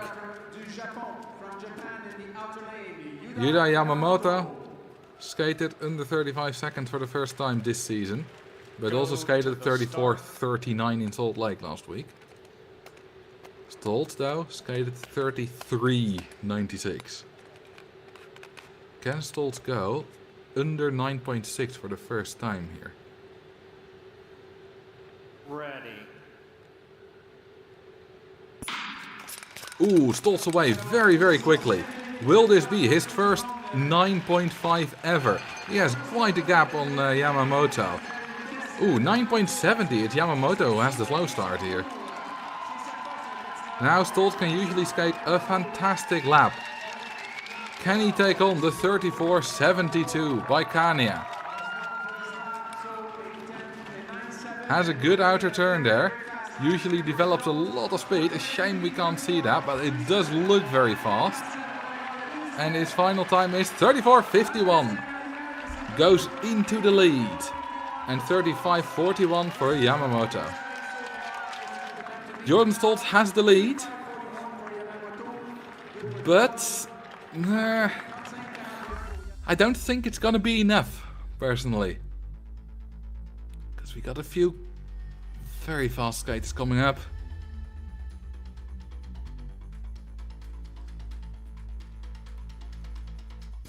Not his best opener.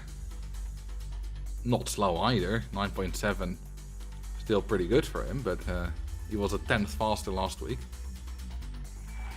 And then a good lap.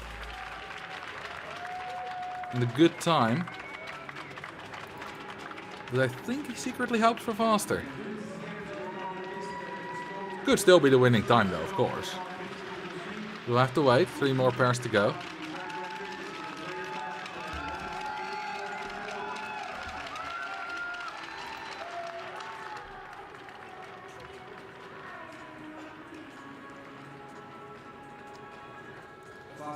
And here we have Yuma Murakami, the fastest 100-meter skater in this field, against the third Polish skater, Damian Jurek, to finish off the Polish sprint trio.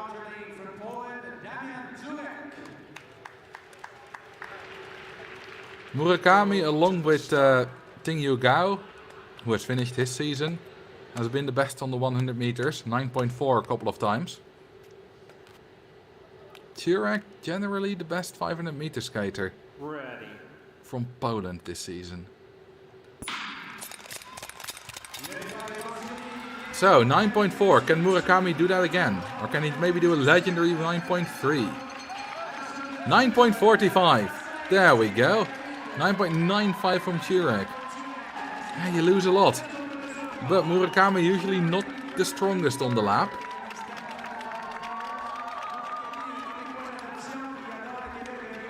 And Jurek does skate a decent inner turn, but it's not enough to catch Murakami. Murakami will win the race. Will he also go into first place? 34.66. Goes into second place, and Jurek does indeed skate a slightly faster lap. His opener was not very good, so 35.09 for Jurek. He this time is the last of the 3 Polish sprinters.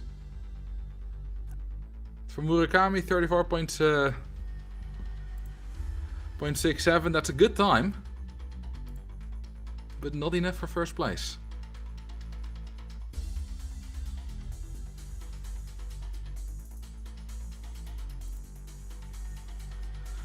The next pair is what it's all about.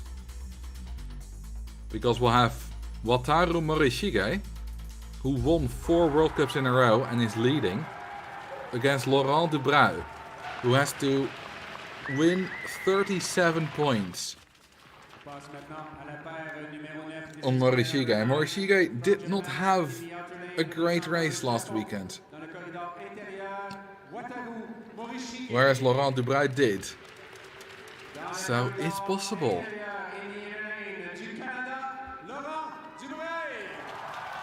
Laurent Dubreuil, home favorite. His dad actually has an important role in running this ice rink, Robert Dubreuil. And I believe his mom has some role in it too. His sister became a mom yesterday.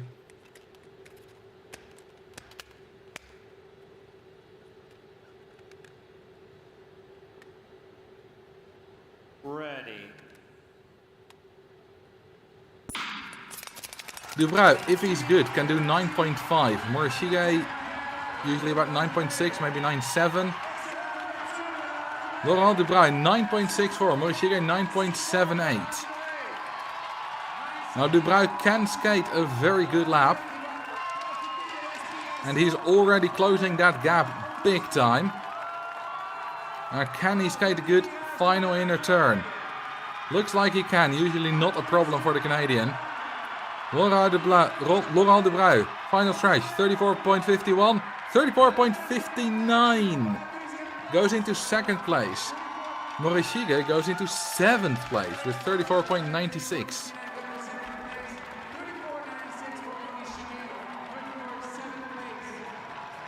So Stoltz is still in the lead, with 1 more pair to go, so definitely a podium spot for Stoltz.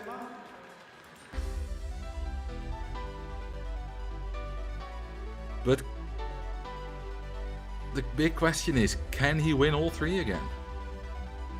It was never done before, the 500, the 1000 and the 1500, and he might do it 2 times in a row now. But nothing is guaranteed.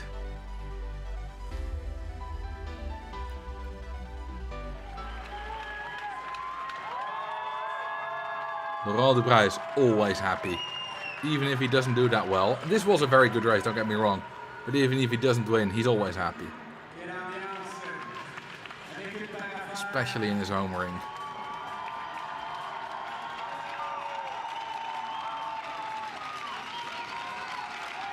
He has actually quite a bit more hair than he had earlier. In the inner lane, Tatsuya Shinhama, low altitude world record holder with 34.07. Against, in the outer lane, Yoonho Kim, who kind of surprisingly won a World Cup last season. And this season got on the podium once. Shinhama won the first one. Go to the start. Has not quite been able to repeat that. He skated mostly a really good 1000 meters actually. Got second place yesterday. Yoonho Kim, usually faster on the opener. And they're off. Both have skated 9.4 in the past. And Shinhama is faster, 9.51. Kim 9.61. Shinhama, one arm on it. Shinhama's definitely not giving it his all. Yoonho Kim though. He is giving it his all. And what will his final time be? 34.99 and 35.47 for Shinhama. Shinhama wanted to test himself. Skated a very good 100 meters. And thought it was enough. I'm not sure why actually. Perhaps just to get points. I guess if you're ill then you're not going to go all out on that on the opener. It's a shame. Either way, that does mean that for the second time in a row, after being the first person to ever do it, Jordan Stolz wins the 500, the 1000 and the 1500 at the same World Cup. Tomorrow there's another one. Maybe he could win that too. But whether he does or not, he's repeated his feat. And also on the same day, the 1500 and the 500. Laurent Dubreuil, second place. And in third place we have Yuma Murakami. Murakami and Dubreuil are actually great friends. Murakami the past 2 summers has gone to Canada to train with Dubreuil for a few weeks. They're not on the same team. But Murakami is part of Team Gold with Johan de Witt, who has a very free-form kind of way of training. So he actually does have the ability to just, go to Canada for 2 months in the summer and train there.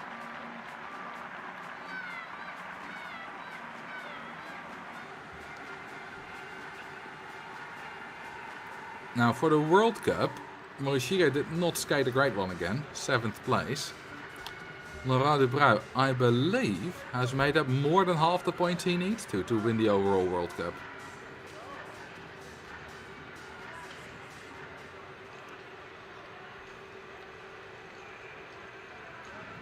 Here a nice shot of everyone on the podium.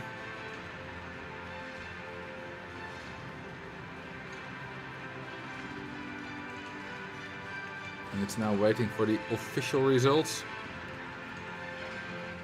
which we'll get right here. 34.51 for Jordan Stolz, wins this 500 meters. 34.59 close behind Laurent Dubreuil and Murakami. 34.67. Kania, very good, his best result of the season, by far actually. And then Botman, Michalski, Morishige, Kim, Magnussen, McLeod, and on this second page, Stefan Westerbroek, David Boza, Turek, and so on. Morishige still in the lead with 445, Dubreuil 426. Dubreuil made up 18 of the 37 points he needs to make up. Is still 19 points behind. So if they do this again tomorrow, if Dubreuil will again be second tomorrow and Morishige 7th, then Morishige will win the World Cup with exactly 1 point difference.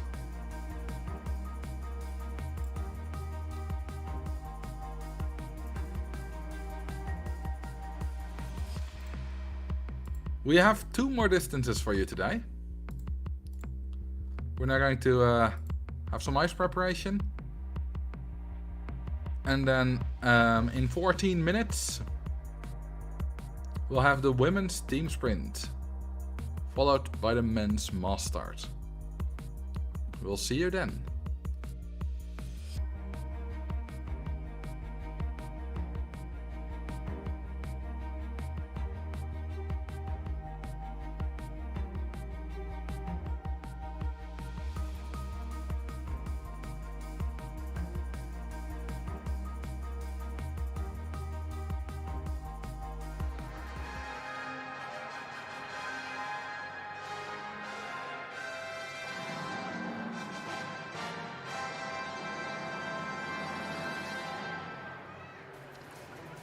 Ladies and gentlemen, this is the victory ceremony for the ISU World Cup 500 meters in the ladies and the women.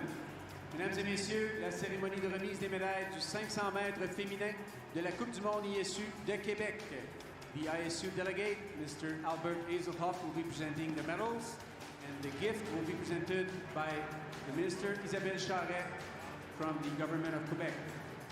Les médailles seront présentées par le délégué de l'ASU, M. Albert Hazelhoff, et le souvenir sera présenté par Mme Isabelle Charret, ministre du Sport, des Loisirs et du Plein Air du Québec. Bronze medalist representing China. Médaillé de bronze représentant la Chine, Tian Wuning.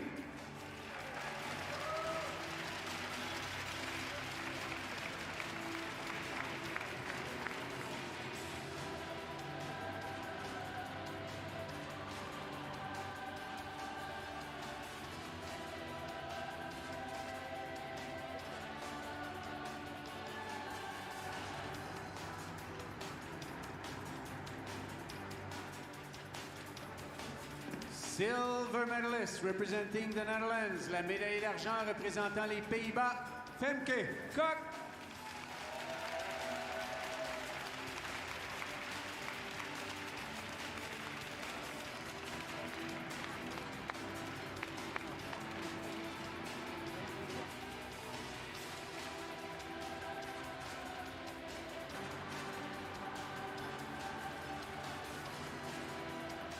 And the gold medalist today, winner of the 500 meter representing Korea. Médaille d'or et gagnante du 500 mètres aujourd'hui représentant la Corée avec un record de piste de 37,69 with a track record of 37,69, Kim Min-soon.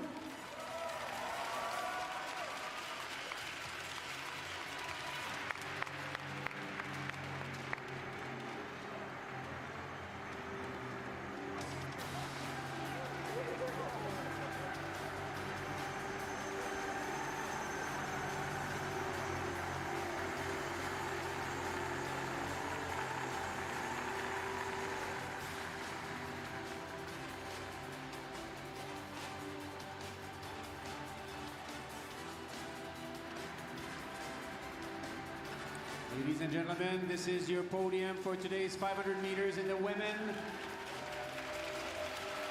Tian, Kok and Kim, vos médaillés du 500 mètres chez les femmes aujourd'hui sur 500 mètres de la Coupe du Monde ISU de Québec.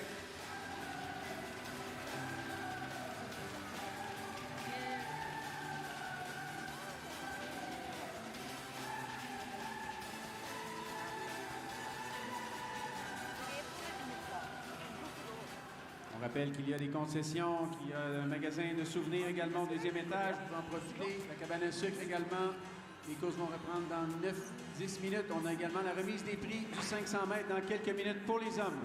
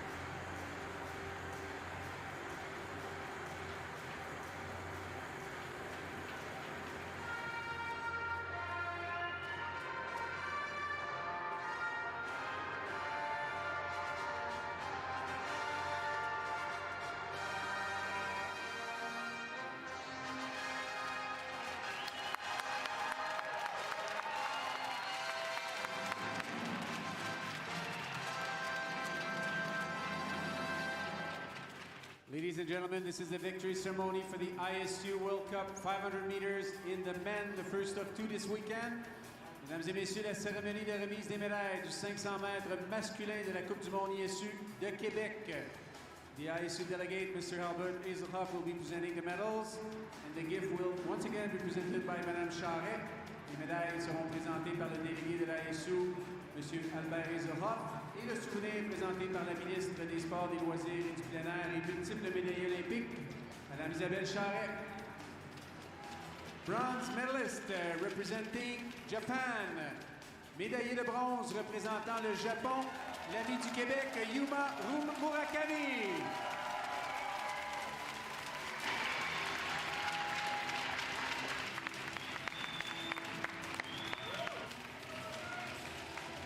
Silver medalist representing Canada. Le médaillé d'argent représentant le Canada, Laurent Dubreuil.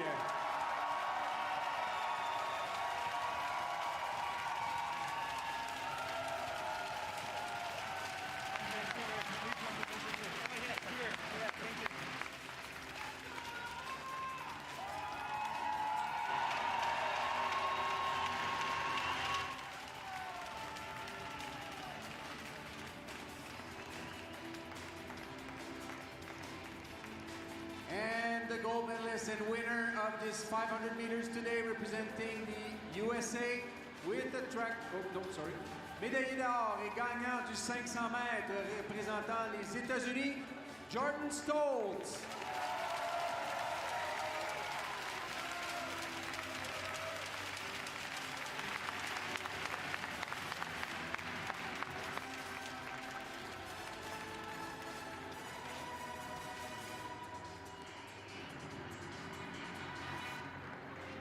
Once again, we can congratulate our podium in this 500 meters men.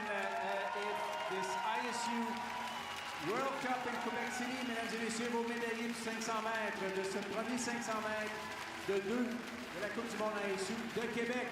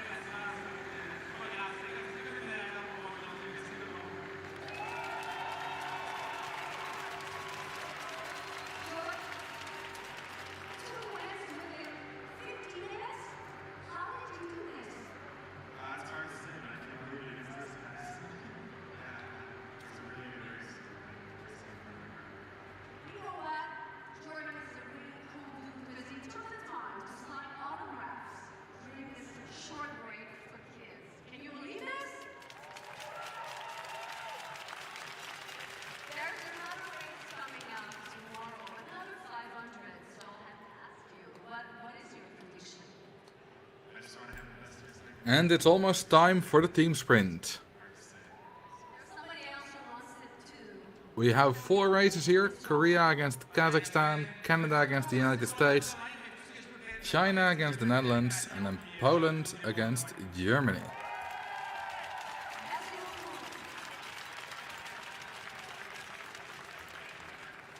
Here we have the World Cup standings. The Netherlands is in the lead, then Poland, China, Germany, Canada. If the Netherlands manages to win here, they have a good shot at it. Then they will be able to take home the gold. Now, I had 5 races actually on my schedule, but apparently Czechia, who was going to skate alone in the first pair, pulled out, because they're no longer there. Team sprint, still a relatively new event. I mean, relatively new. think I was in the stadium the very first time it was held, 2012, if I remember correctly. It was skated at the World Championships, I believe, for the first time in 2019. And there are plans to make it Olympic, but that hasn't happened yet.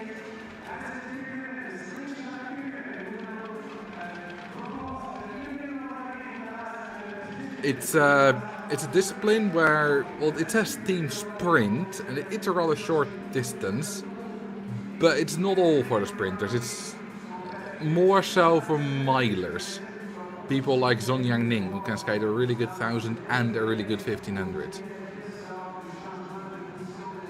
You start off with 3 skaters, then you all skate 1 lap, then the first one in the front pulls away.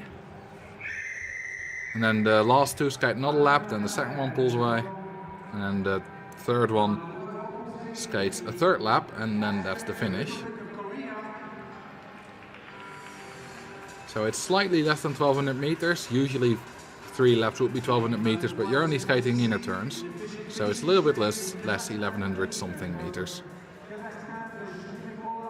And we have Shumekova, Doranova and Aidova for the Kazakh team, and Park, Kim and Kang for the Korean team.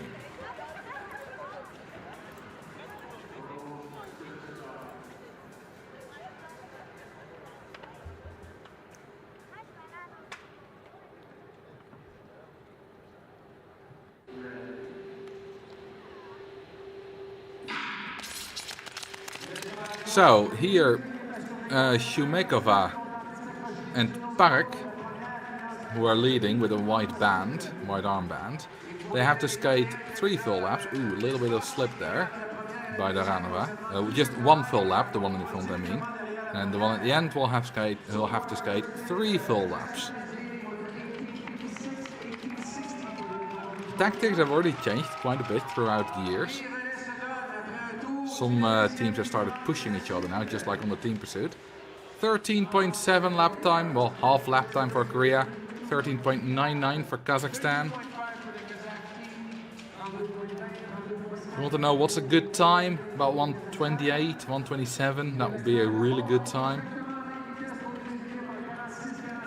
14.1 for Korea now. 13.9 still for Kazakhstan.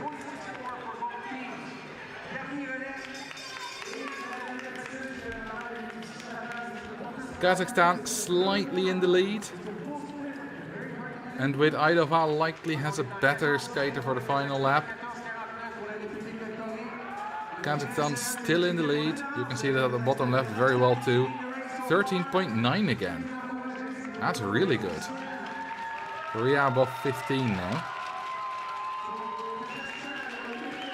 And a final time of 1:29.13. And 1:31.56 for Korea. And that seems to be, as far as I know, a track record. Team sprint has been skated internationally here once before, the 4 continents. Winning time there was 1:30. So 1:29.13 from Kazakhstan is the time to beat now.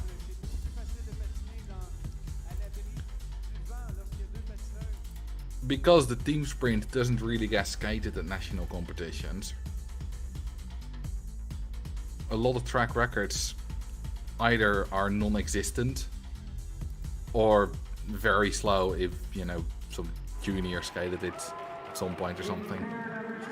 So if we have for the first time a big international team sprint, it's likely that we'll see a track record. Here we have the Americans with Brown, Rand and Myers. And on the other side, the Canadians with Hiller, Perman and Blondin.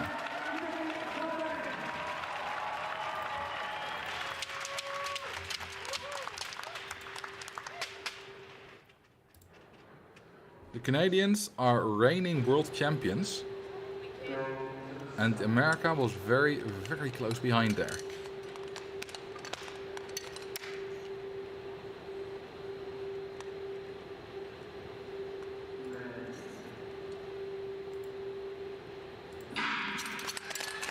So let's compare a little bit to those times in T-Off last year. Just to see what a really fast race looks like. There they opened 18-0, 18-1. Ooh, the Americans had some problems there. In third place.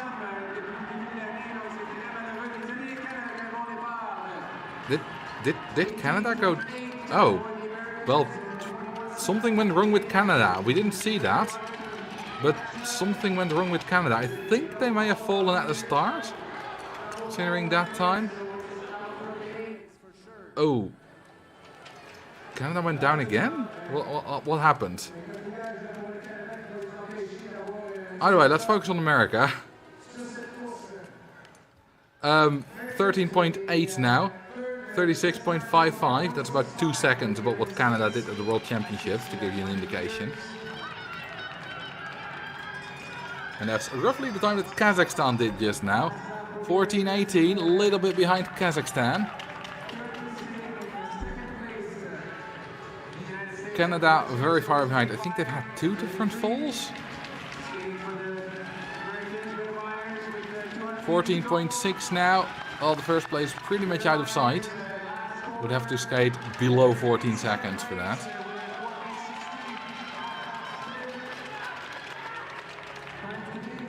So Myers can bring it to 1:30.48. That is faster than the Koreans, but above Kazakhstan. I would really like to see what happened with that opener of Canada. Someone went down, presumably. Otherwise you don't lose 3 seconds there.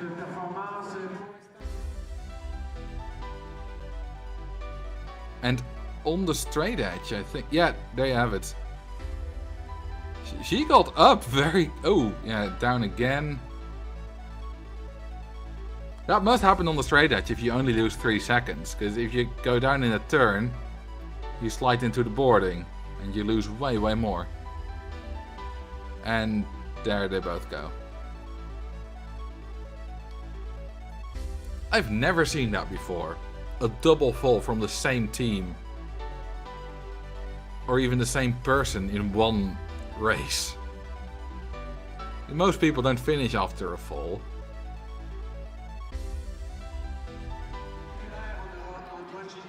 And a fall's already rather rare, so to have 2 falls, well, it's not nice to see, but at least it looks like there were no personal injuries, so that's good.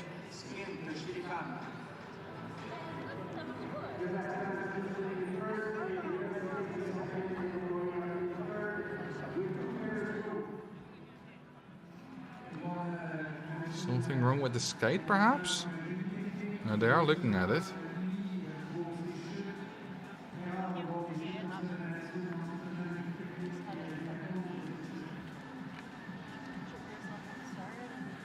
Are they looking at the ice? Yeah, I think they're fixing the ice. We can see it in the background. So we might have a little bit longer break in between this race and the next.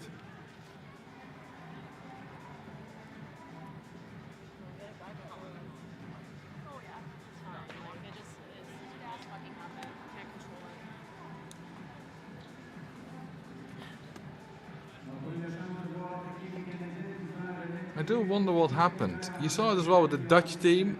The male Dutch team in all the earlier World Cups went down. Also, just after the start, when Marijn Schepenkamp had a problem with his skate broke. And she did show it to the camera just now, but I didn't quite see what was wrong.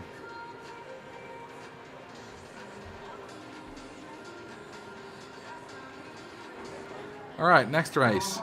We have the Netherlands, who are going for the win in the World Cup. Marit Vladeris, Naomi Verkerk, and Femke Kok all the way in the back. Now, these are 3 500-meter skaters. Although Femke Kok can skate a good 1,000 meters as well. But I do wonder what that means for the final lap. And here we have Lina Zhang, Chong Pai, and Ruining Qian for China.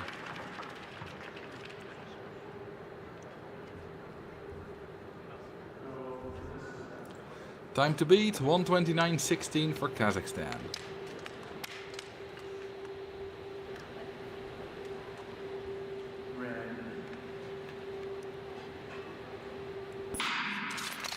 The Dutch skaters should definitely be able to open quicker than Kazakhstan did. Kazakhstan 18.5. Dutch skaters closer to 18.0, maybe under it.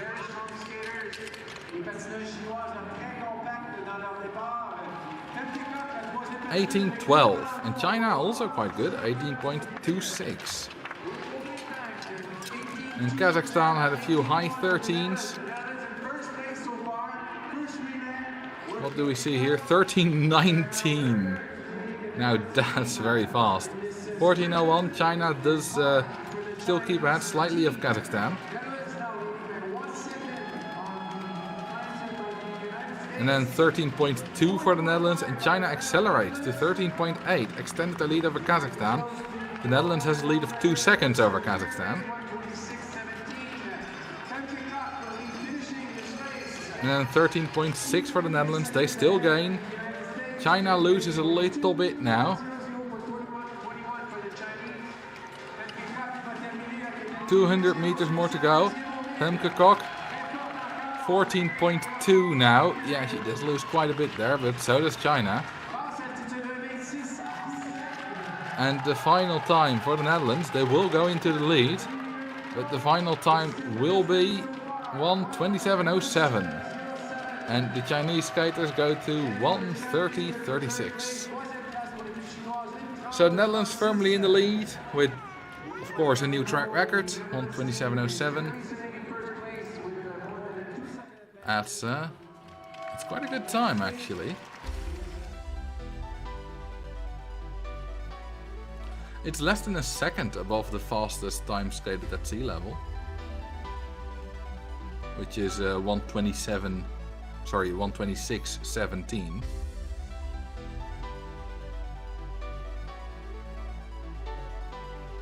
And if you look at just what the Dutch team have done, it's even closer. So even though they started with only 500 meter skaters and lost quite a bit in that final bit, it did work out for them.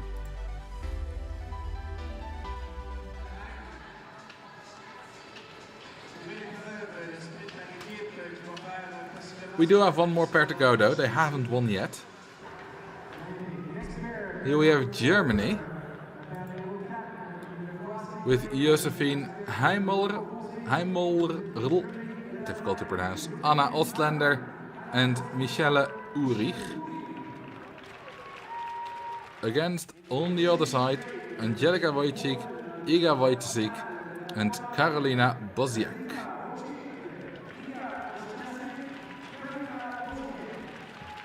Which is the final pair of the day.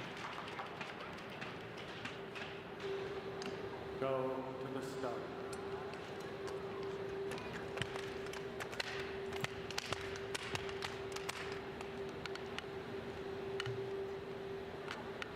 Red.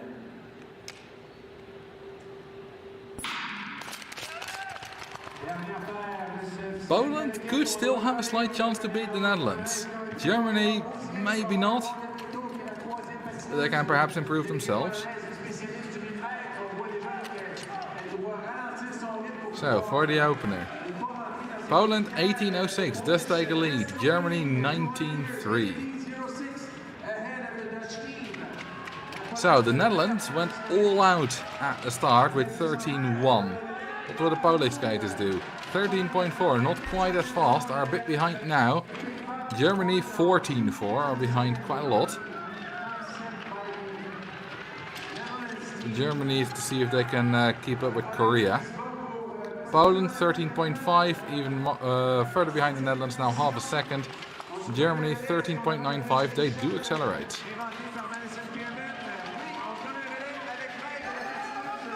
And here, Poland still under 14, but the Netherlands is really getting out of sight now. Germany 14.18. Can Poland go for second place? That's held by Kazakhstan. 1:13.21. That's over a second ahead of Kazakhstan still for Poland. So second place should be good to grab. Germany quite a bit behind. Poland final time 1:27.78. Going to second place. Germany 1:32.23. Going to seventh place. And with that, the Netherlands wins the team sprint and also the overall team sprint, the World Cup.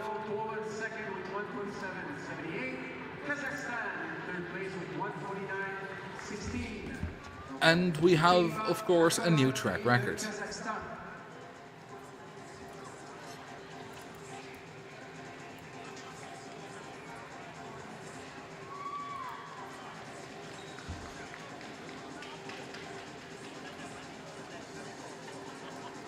It's a short but exciting thing to see, this team sprint. A lot of people are not exactly sure what they think of it. Well, some people hate it. Me, myself, personally, I do like it. Especially fun to commentate. Although I do think it's a shame that sometimes it goes in the place of the second 500 meters. That is, of course, a thing to think about. But it's a very big spectacle. And a lot of the skaters say they like it. Although you do see some very prominent countries, like very often Japan, just not participating because they don't care.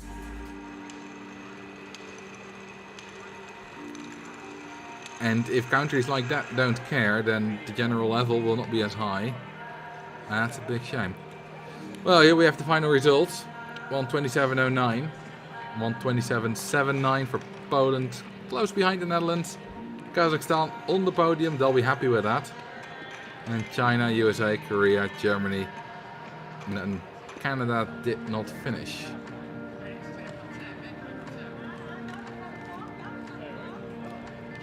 If this would ever become Olympic, then countries like Japan would definitely start taking this seriously. Because any Olympic event is always taken seriously. The Netherlands wins the overall World Cup. Poland into second place. China into third place, actually. Then Germany into fourth place. USA, Kazakhstan, Korea, Canada for the top 8. That was the team sprint. We have one more event to go, which is the men's mass start, which will start in 22 minutes, 8 minutes past the hour.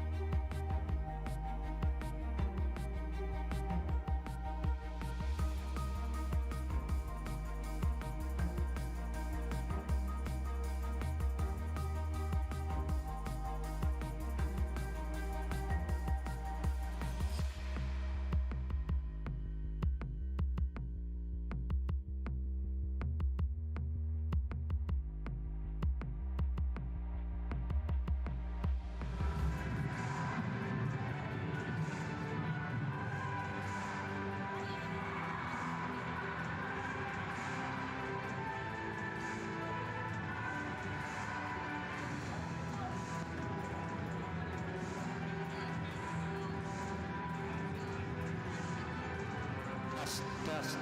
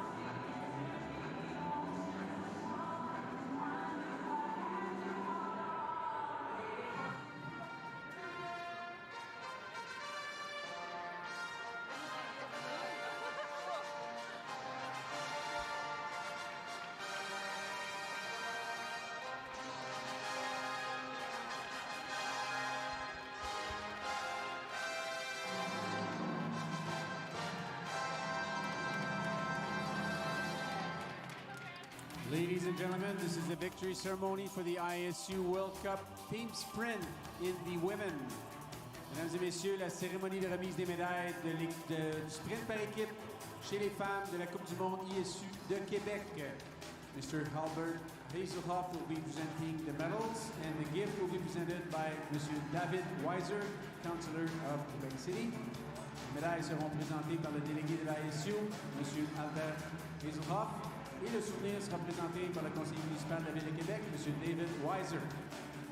Bronze medalist representing Kazakhstan.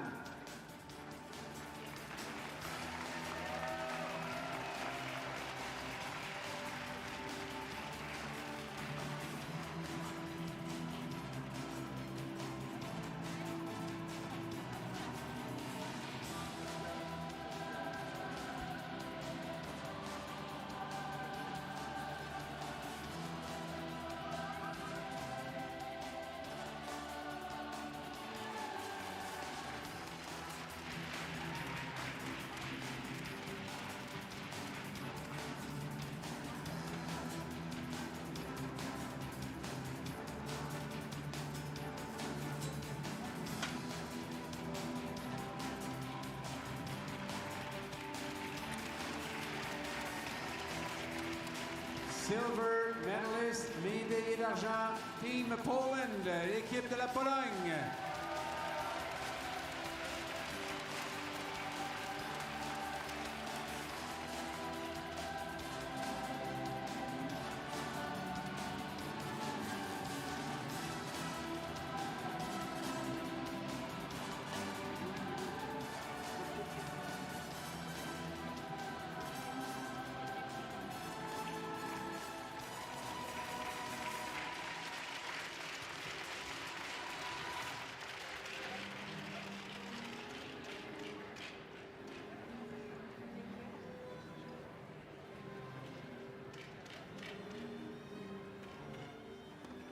Gold medalist and winner of today's team sprint, les médaillés d'or et gagnantes du sprint par équipe, Team Netherlands, l'équipe des Pays-Bas.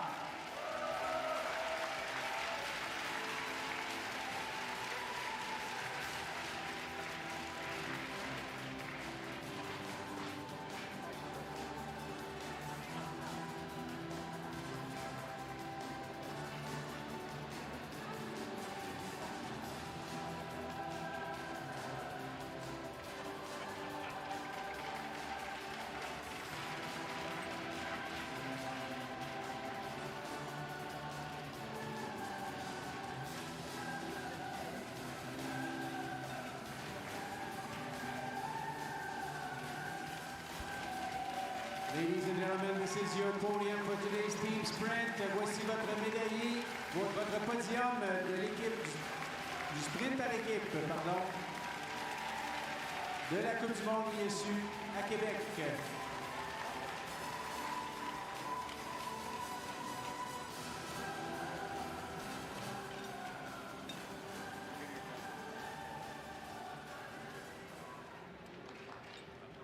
Подарок.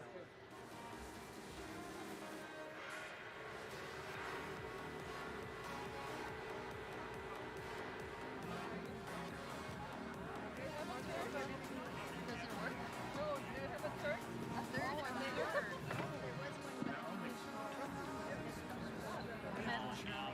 Okay. Yeah, that. Sorry, no. Okay. Sorry about that. No, but oh, yeah, that's what we do.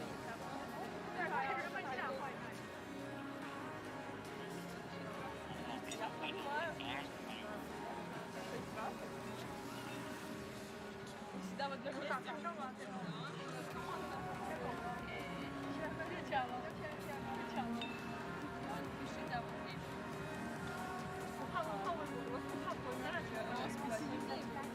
А, да?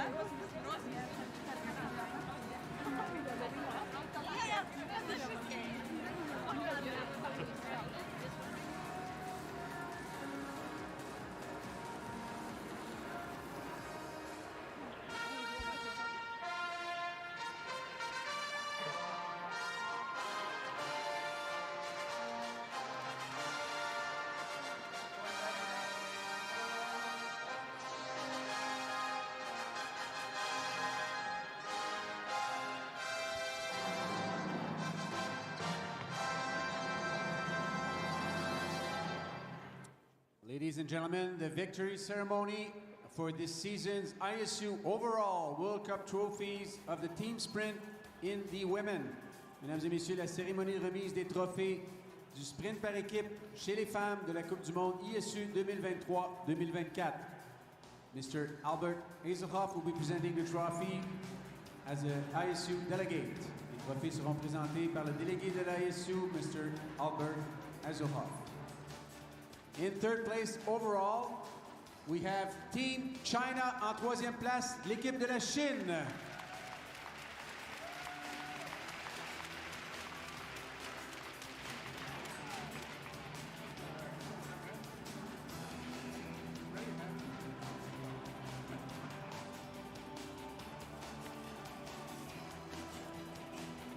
In second place overall, en deuxième place du classement cumulatif, Team Poland, l'équipe de la Pologne.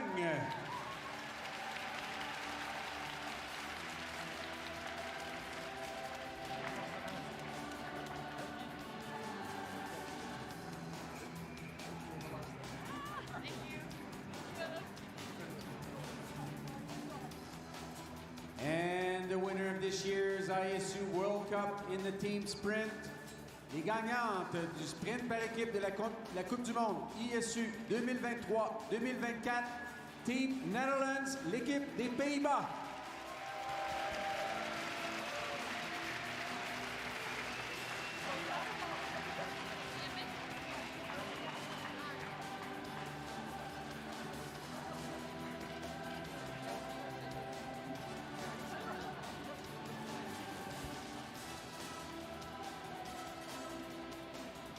Alors, voici votre podium. This is your podium for the overall classification of the team sprint of this year's ISU World Cup.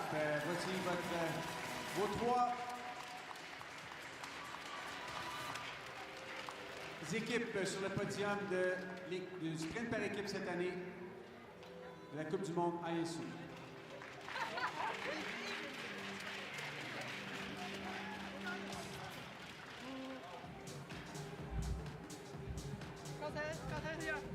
刚才喊他就说：“巧儿，你这好像把去年没比的世界杯全给比回来了。”我说：“你说的对呀。”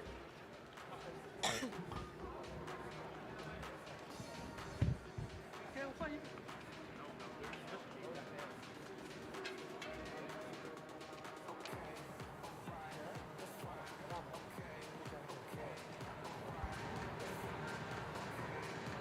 Skaters of the mass start should be on the ice in less than 1 minute.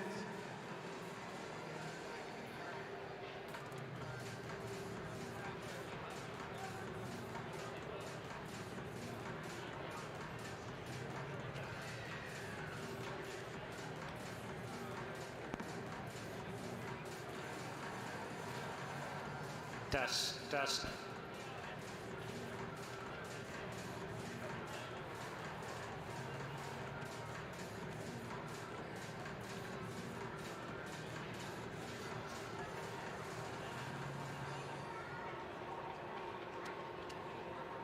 All skaters on the mass start should be getting on the ice.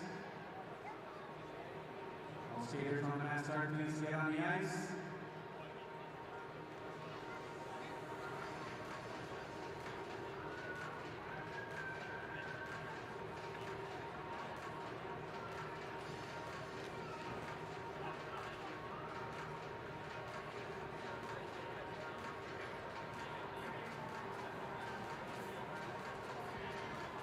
For the mass start, only the medics are allowed to be in the infield.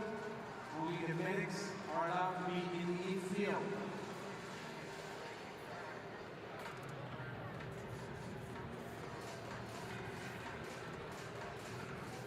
So we need only the medics people in the infield for the mass start. All skaters should be on the ice by now. We're starting very soon.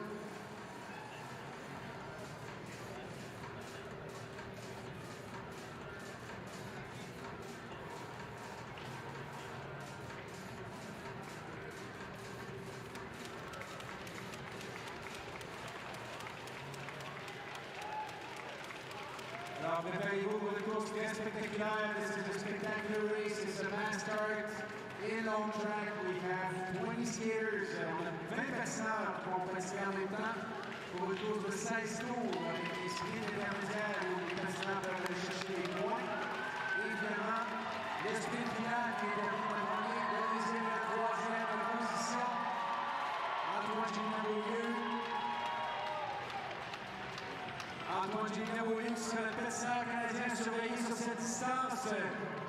Donc, présentement classé en 10e place dans la Coupe du Monde du départ en groupe. 4e place au Japon, entre autres, donc la première Coupe du Monde du départ groupé. Donc, à surveiller notre Canadien.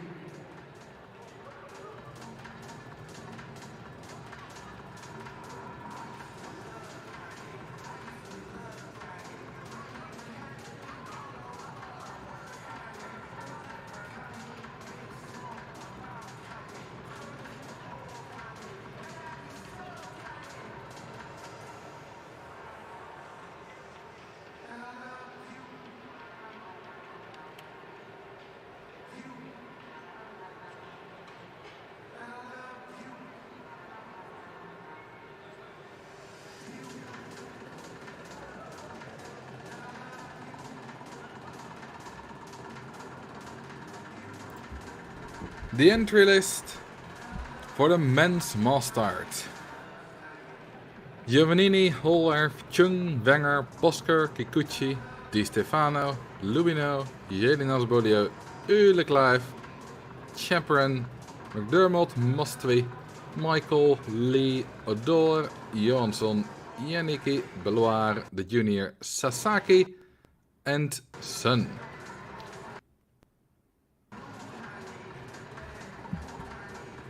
The World Cup standings in the lead is Bart Swings, who is not here today. So Giovannini could win. Holwerf could also still win, and so could Chung. All depends on what they do today. Giovannini has, of course, the best shot. Giovannini has won 2 mass starts before this season.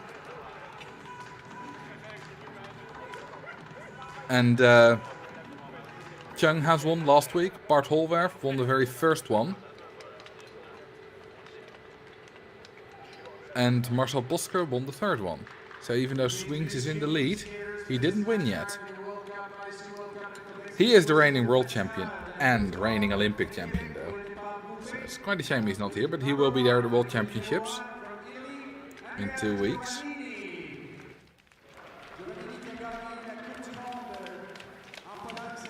And one by one the skaters are called to the start line in order of their position in the World Cup standings. With number 3 from Korea, Chung Ji-won. Jaewon Chung skated the fastest lap ever on the mass start last week, and the week prior he skated 22.9, which had never happened before. The records used to be 23.04 from Sung-hoon Lee in Columna in 2016, but Chung has gone under that now. Of course, it's not a 400 meter lap because you're skating inner turns, not even inner turns, but inner turns. You're skating in the warm-up lane. So it's about, I think, 360, 370 meters, something like that. Depends on how wide the warm-up lane is.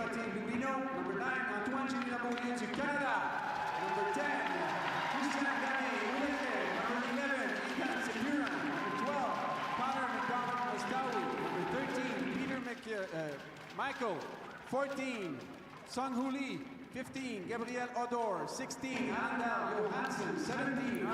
I'm personally really interested to see what the Japanese junior Shuma Sasaki can do. He skated a very good 5,000 meters last week in Salt Lake City. Was very close to the junior world record, just about 2 seconds above it. And it had a great sprint at the end. It's 16 laps the mass start. The first laps, you can't attack the first one lap. There's a singular warm-up lap, just to get everyone started. And you're not allowed to place any attacks. There can be no big gaps in the group. Just to get everyone up to speed a little bit. And after that we have 15 more laps. Well, I say up to speed a little bit. They don't seem to be terribly in a hurry to get up to speed. There are sprints in between after 4 laps, 8 laps and 12 laps. And then the final sprint after 16. And you can get some points at those sprints. But not a lot. 3, 2 and 1 point for the people who win the in-between sprints. So you can get a maximum of 9 points if you win all 3 of them. But the 3 who win the final sprint get 60, 40 and 20 points. Ooh, and there goes Peter Michael. He wanted to see if he could get a gap, but people reacted quickly. And he's not getting his gap. He is still keeping up the speed though. Peter Michael has won a few Masters in his time. And thinks it's enough for now.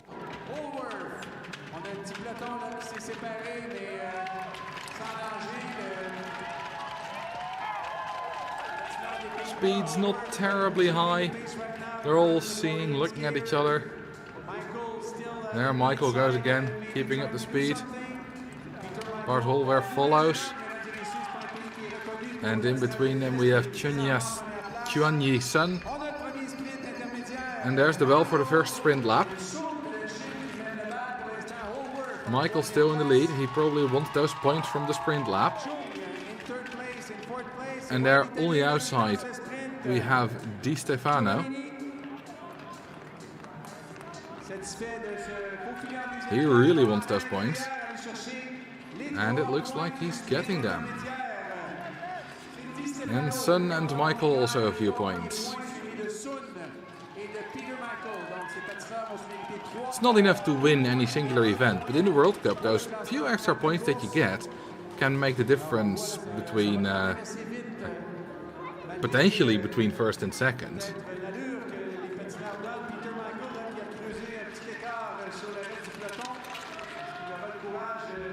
So on the World Championship those points won't really matter that much, especially not if you're going for the win at least.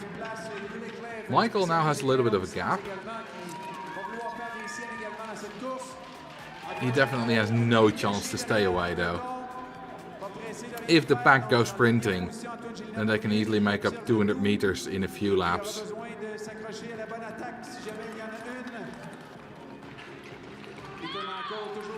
There goes Di Stefano in the pursuit of Michael. And there goes Sasaki with them as well.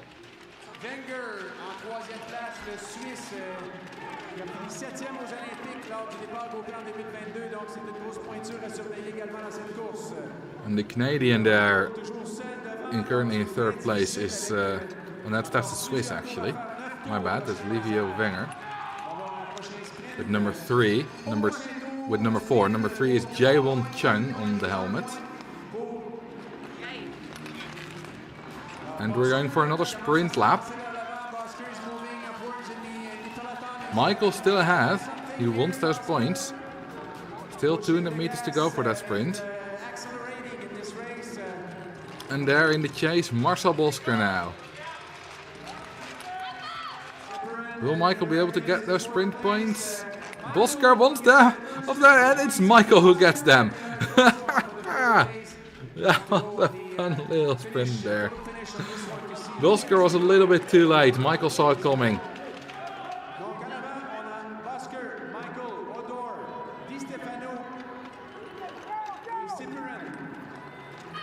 No, Michael's still in the lead. Then Bosker.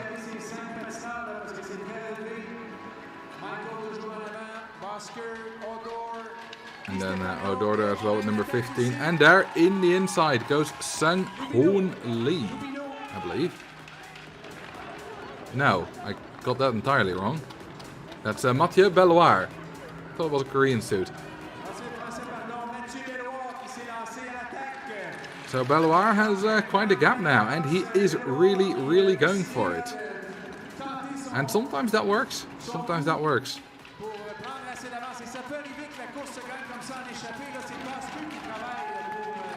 Although my wager would be on him not be able to keep his lead to the end. Maybe he can get some sprint points with it.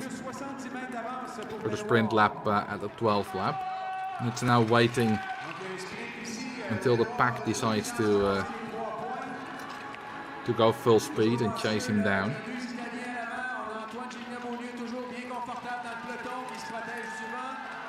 Pack still has a lot of speed, so Belloir is, I think, still gaining a little bit, but not very fast.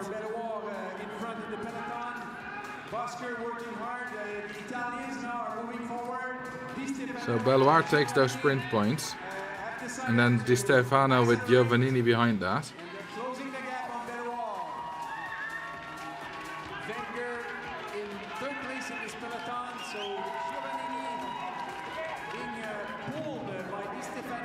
The Italians got 1 and 2 in World Cup 2, with Giovannini winning, Di Stefano in second. And they're definitely planning something again here. Belloir still in the lead though. The gap is shrinking. Oh, and down goes. I think that. I'm not exactly sure who that was. Perhaps Livio Wenger? Or one of the Norwegians, I think, actually. Couldn't see the cap number, couldn't quite see the suit either. Either way, Belloir still in first place. Gap is shrinking.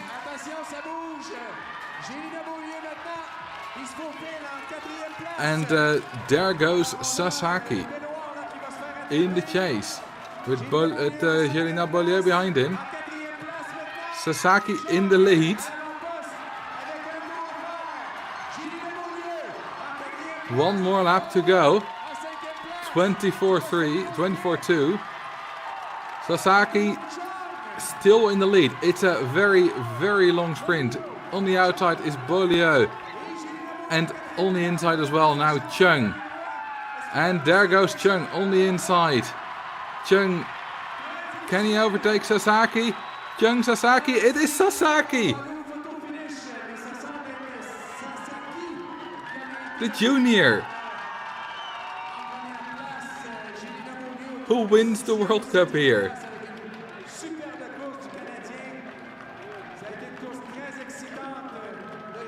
I mentioned him at the start. I was interested in what he was able to do, but I didn't expect him to win. I thought maybe you could get a nice sprint lap victory in between or something. This is incredible.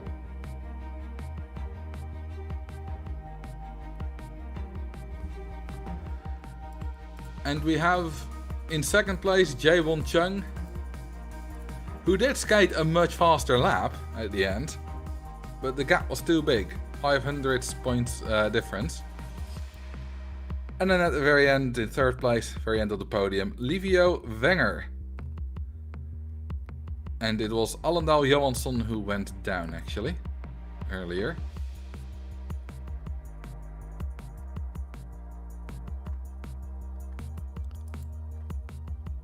In fourth place, Bart Holwerf, and then Giovannini,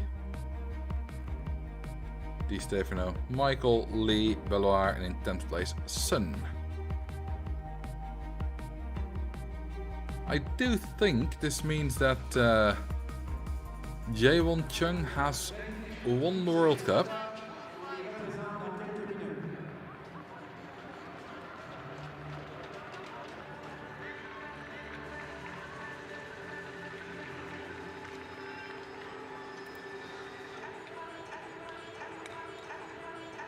But let's wait until we see the final results.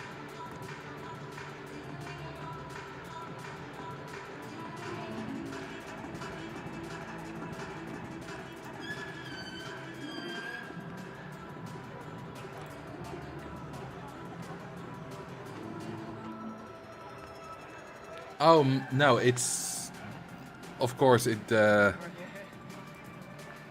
quite a bit different. I was a bit confused with the points. Because the point you get for the mass start is not the point you get for the World Cup, of course. I can see the final results here. Giovannini takes home the gold in the overall World Cup.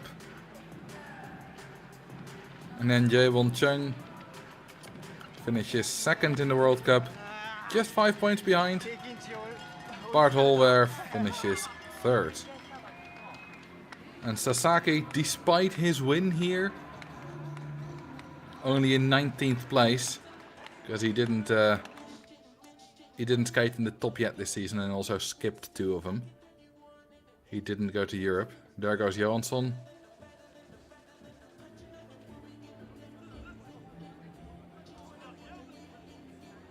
Yes, couldn't hold that turn.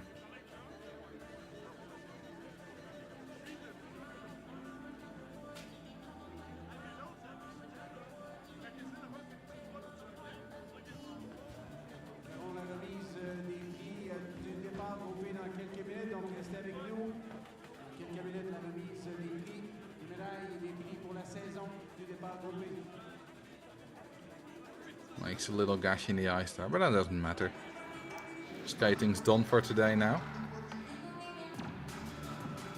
And here we have our very, very surprising winner.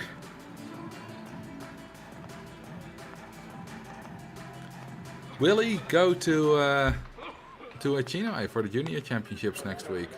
He'll be one of the favorites for the 5K. And the Master, of course, now. It's going to be a long flight if he does back to Asia. Anyway, here we have the final results. Sasaki wins, then Chung, Wenger, Holwerf, Giovannini, Di Stefano. Both top 6 again. Then Michael also into the top 10 with all the sprint laps that he won, that he got some points on. And then the final person with points is Chaperon, and then the rest goes on time. So unfortunately for the Canadians, Nas Bolio only 14th. And here are the final World Cup results. Giovannini takes home the Grand World Cup on the mass start. Then Chung in second place, Holwerf in third place. And then Wenger, Swings, Bosker, Di Stefano, and so on. And that was it for today. We have one more day of World Cup skating left, which is tomorrow, where we'll have the women's 1500 meters, the men's second 500 meters, the women's second 500 meters, then the men's team sprint, and we finish with the women's mass start. We'll see you tomorrow, and I wish you a good rest of your day, or a good night.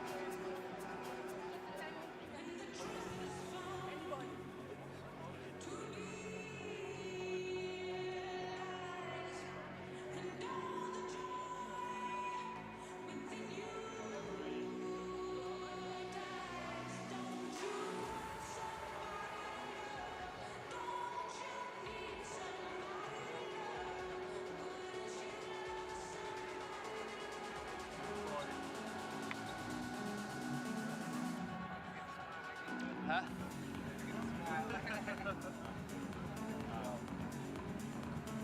I'm a camera mom. Love you too. Huh? Love you too. Thank you. She really?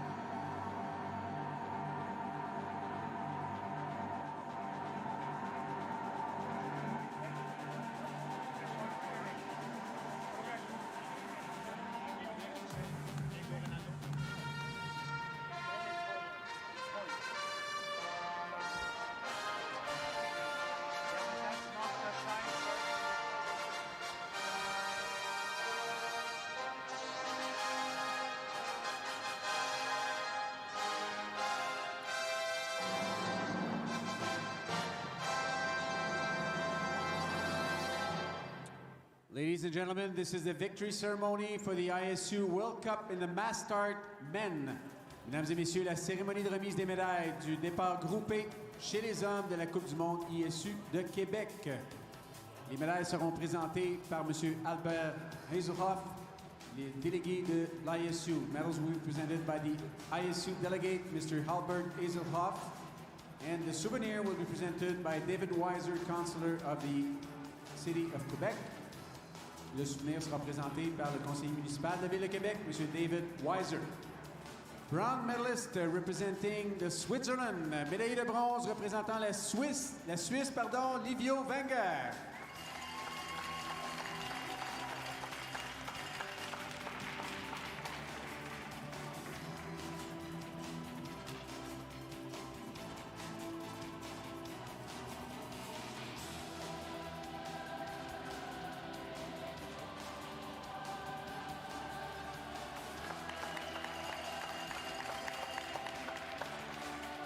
Silver medalist representing Korea. Médaillé d'argent représentant la Corée, Chon Jae-wong.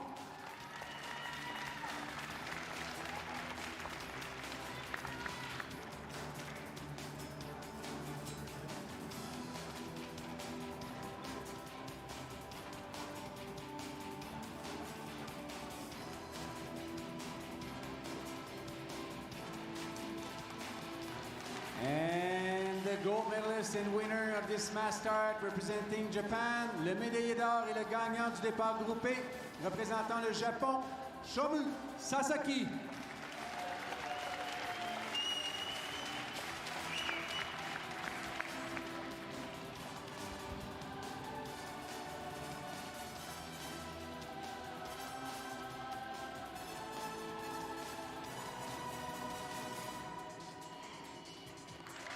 Alors voilà votre podium pour le départ groupé aujourd'hui à la Coupe du monde ISU de Québec. This is your podium of this mass start ISU World Cup in Quebec City.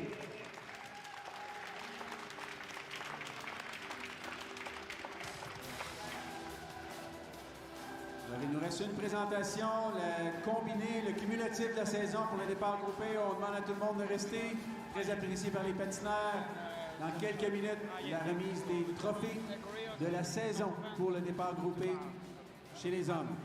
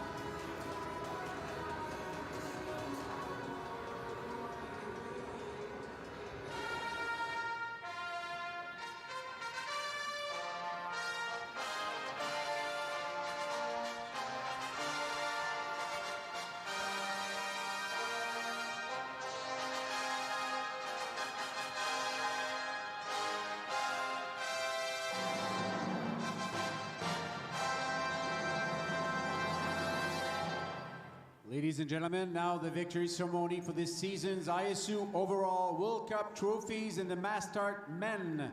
Mesdames et messieurs, voici la cérémonie de remise des trophées du départ groupé chez les hommes de la Coupe du Monde ISU 2023-2024. Les trophées seront remis par M. Albert Hazelhoff, le délégué de la ISU. Trophies will be once again presented by Mr. Albert Hazelhoff, the ISU delegate. In third place overall, representing the Netherlands, en troisième place du classement cumulatif, représentant les Pays-Bas, Bart Holworth.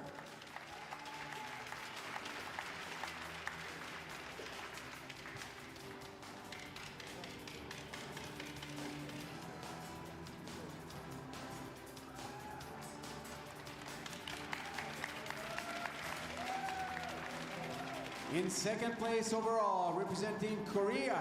En deuxième place du classement cumulatif, représentant la Corée, Chung Jae-won.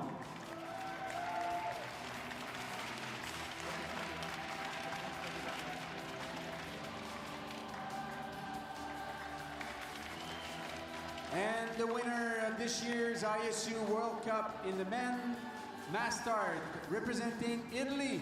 Le gagnant du départ groupé chez les hommes de la Coupe du Monde ISU 2023-2024, représentant l'Italie, Andrea Giovannini.